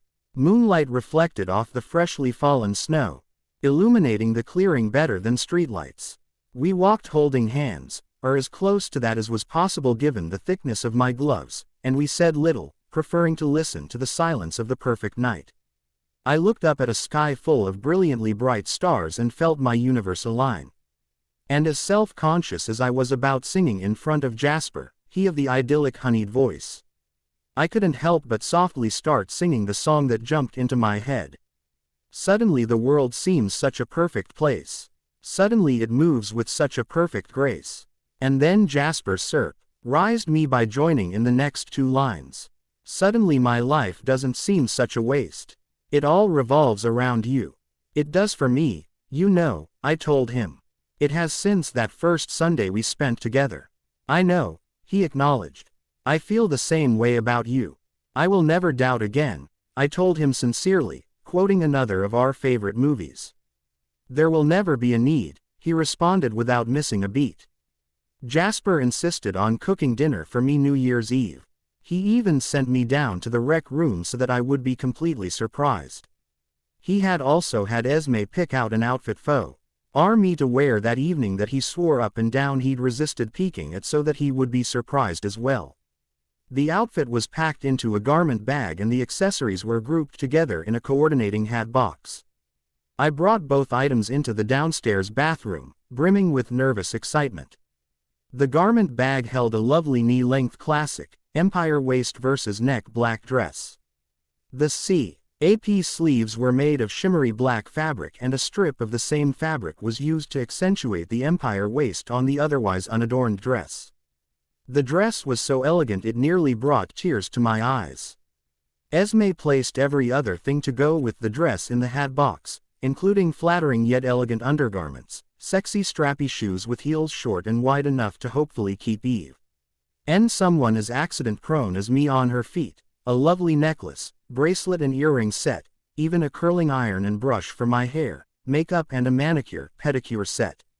Already so grateful to this amazing loving woman. I opened the envelope that was also resting in the box.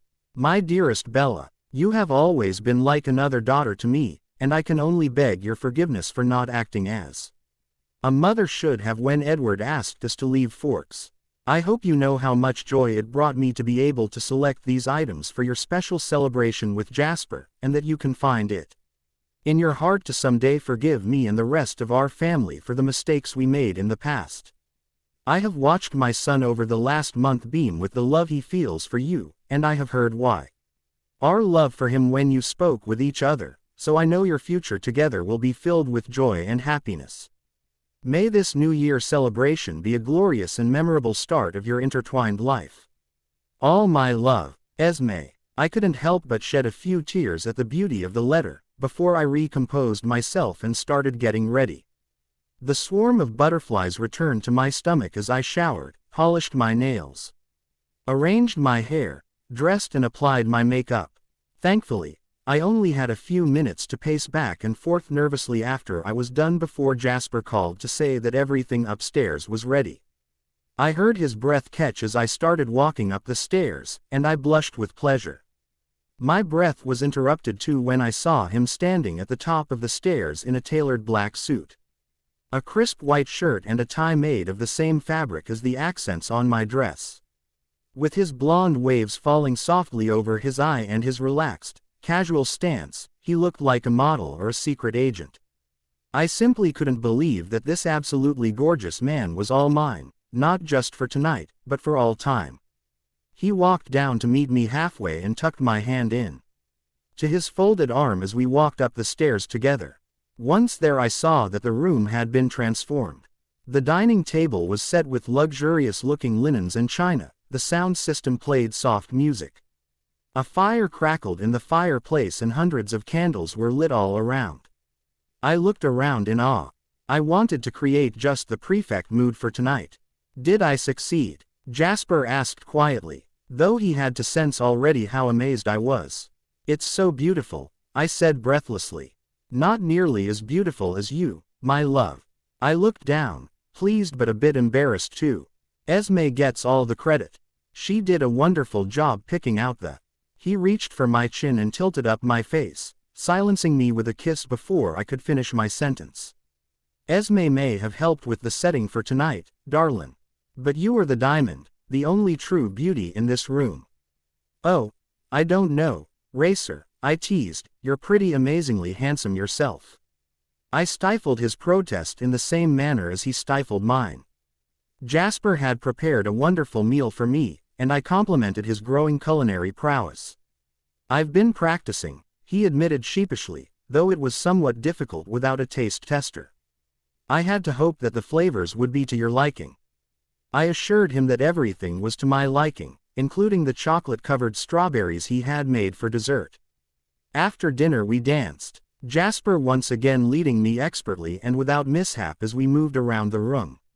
Later he sat on the sofa while I laid with my head resting in his lap as he fed me pieces of a caramello bar, drizzling the caramel into my mouth in a manner that exponentially increased both of our already heightened levels of excitement. Out of desperation to avoid violating the baseball progression of our relationship and moving directly to a home run, we decided to watch Serenity, the film follow-up to Firefly which, while very interesting was, fortunately, nearly devoid of romance. As midnight approached, we settled in front of the fire and turned on the television, trying to tune out the inane commentators as we waited for the countdown. Soon we heard the crowd star to chant 1098 and we smiled softly at each other as the numbers dwindled down to 1 and our lips came together in an emotionally charged kiss. "Happy New Year, Jasper," I whispered after we broke apart. "Happy New Year, Bella. And a happy new life to us, together forever." "I'll kiss to that," I said. And that's exactly what we did. The end. Thanks for watching. Subscribe our channel for more.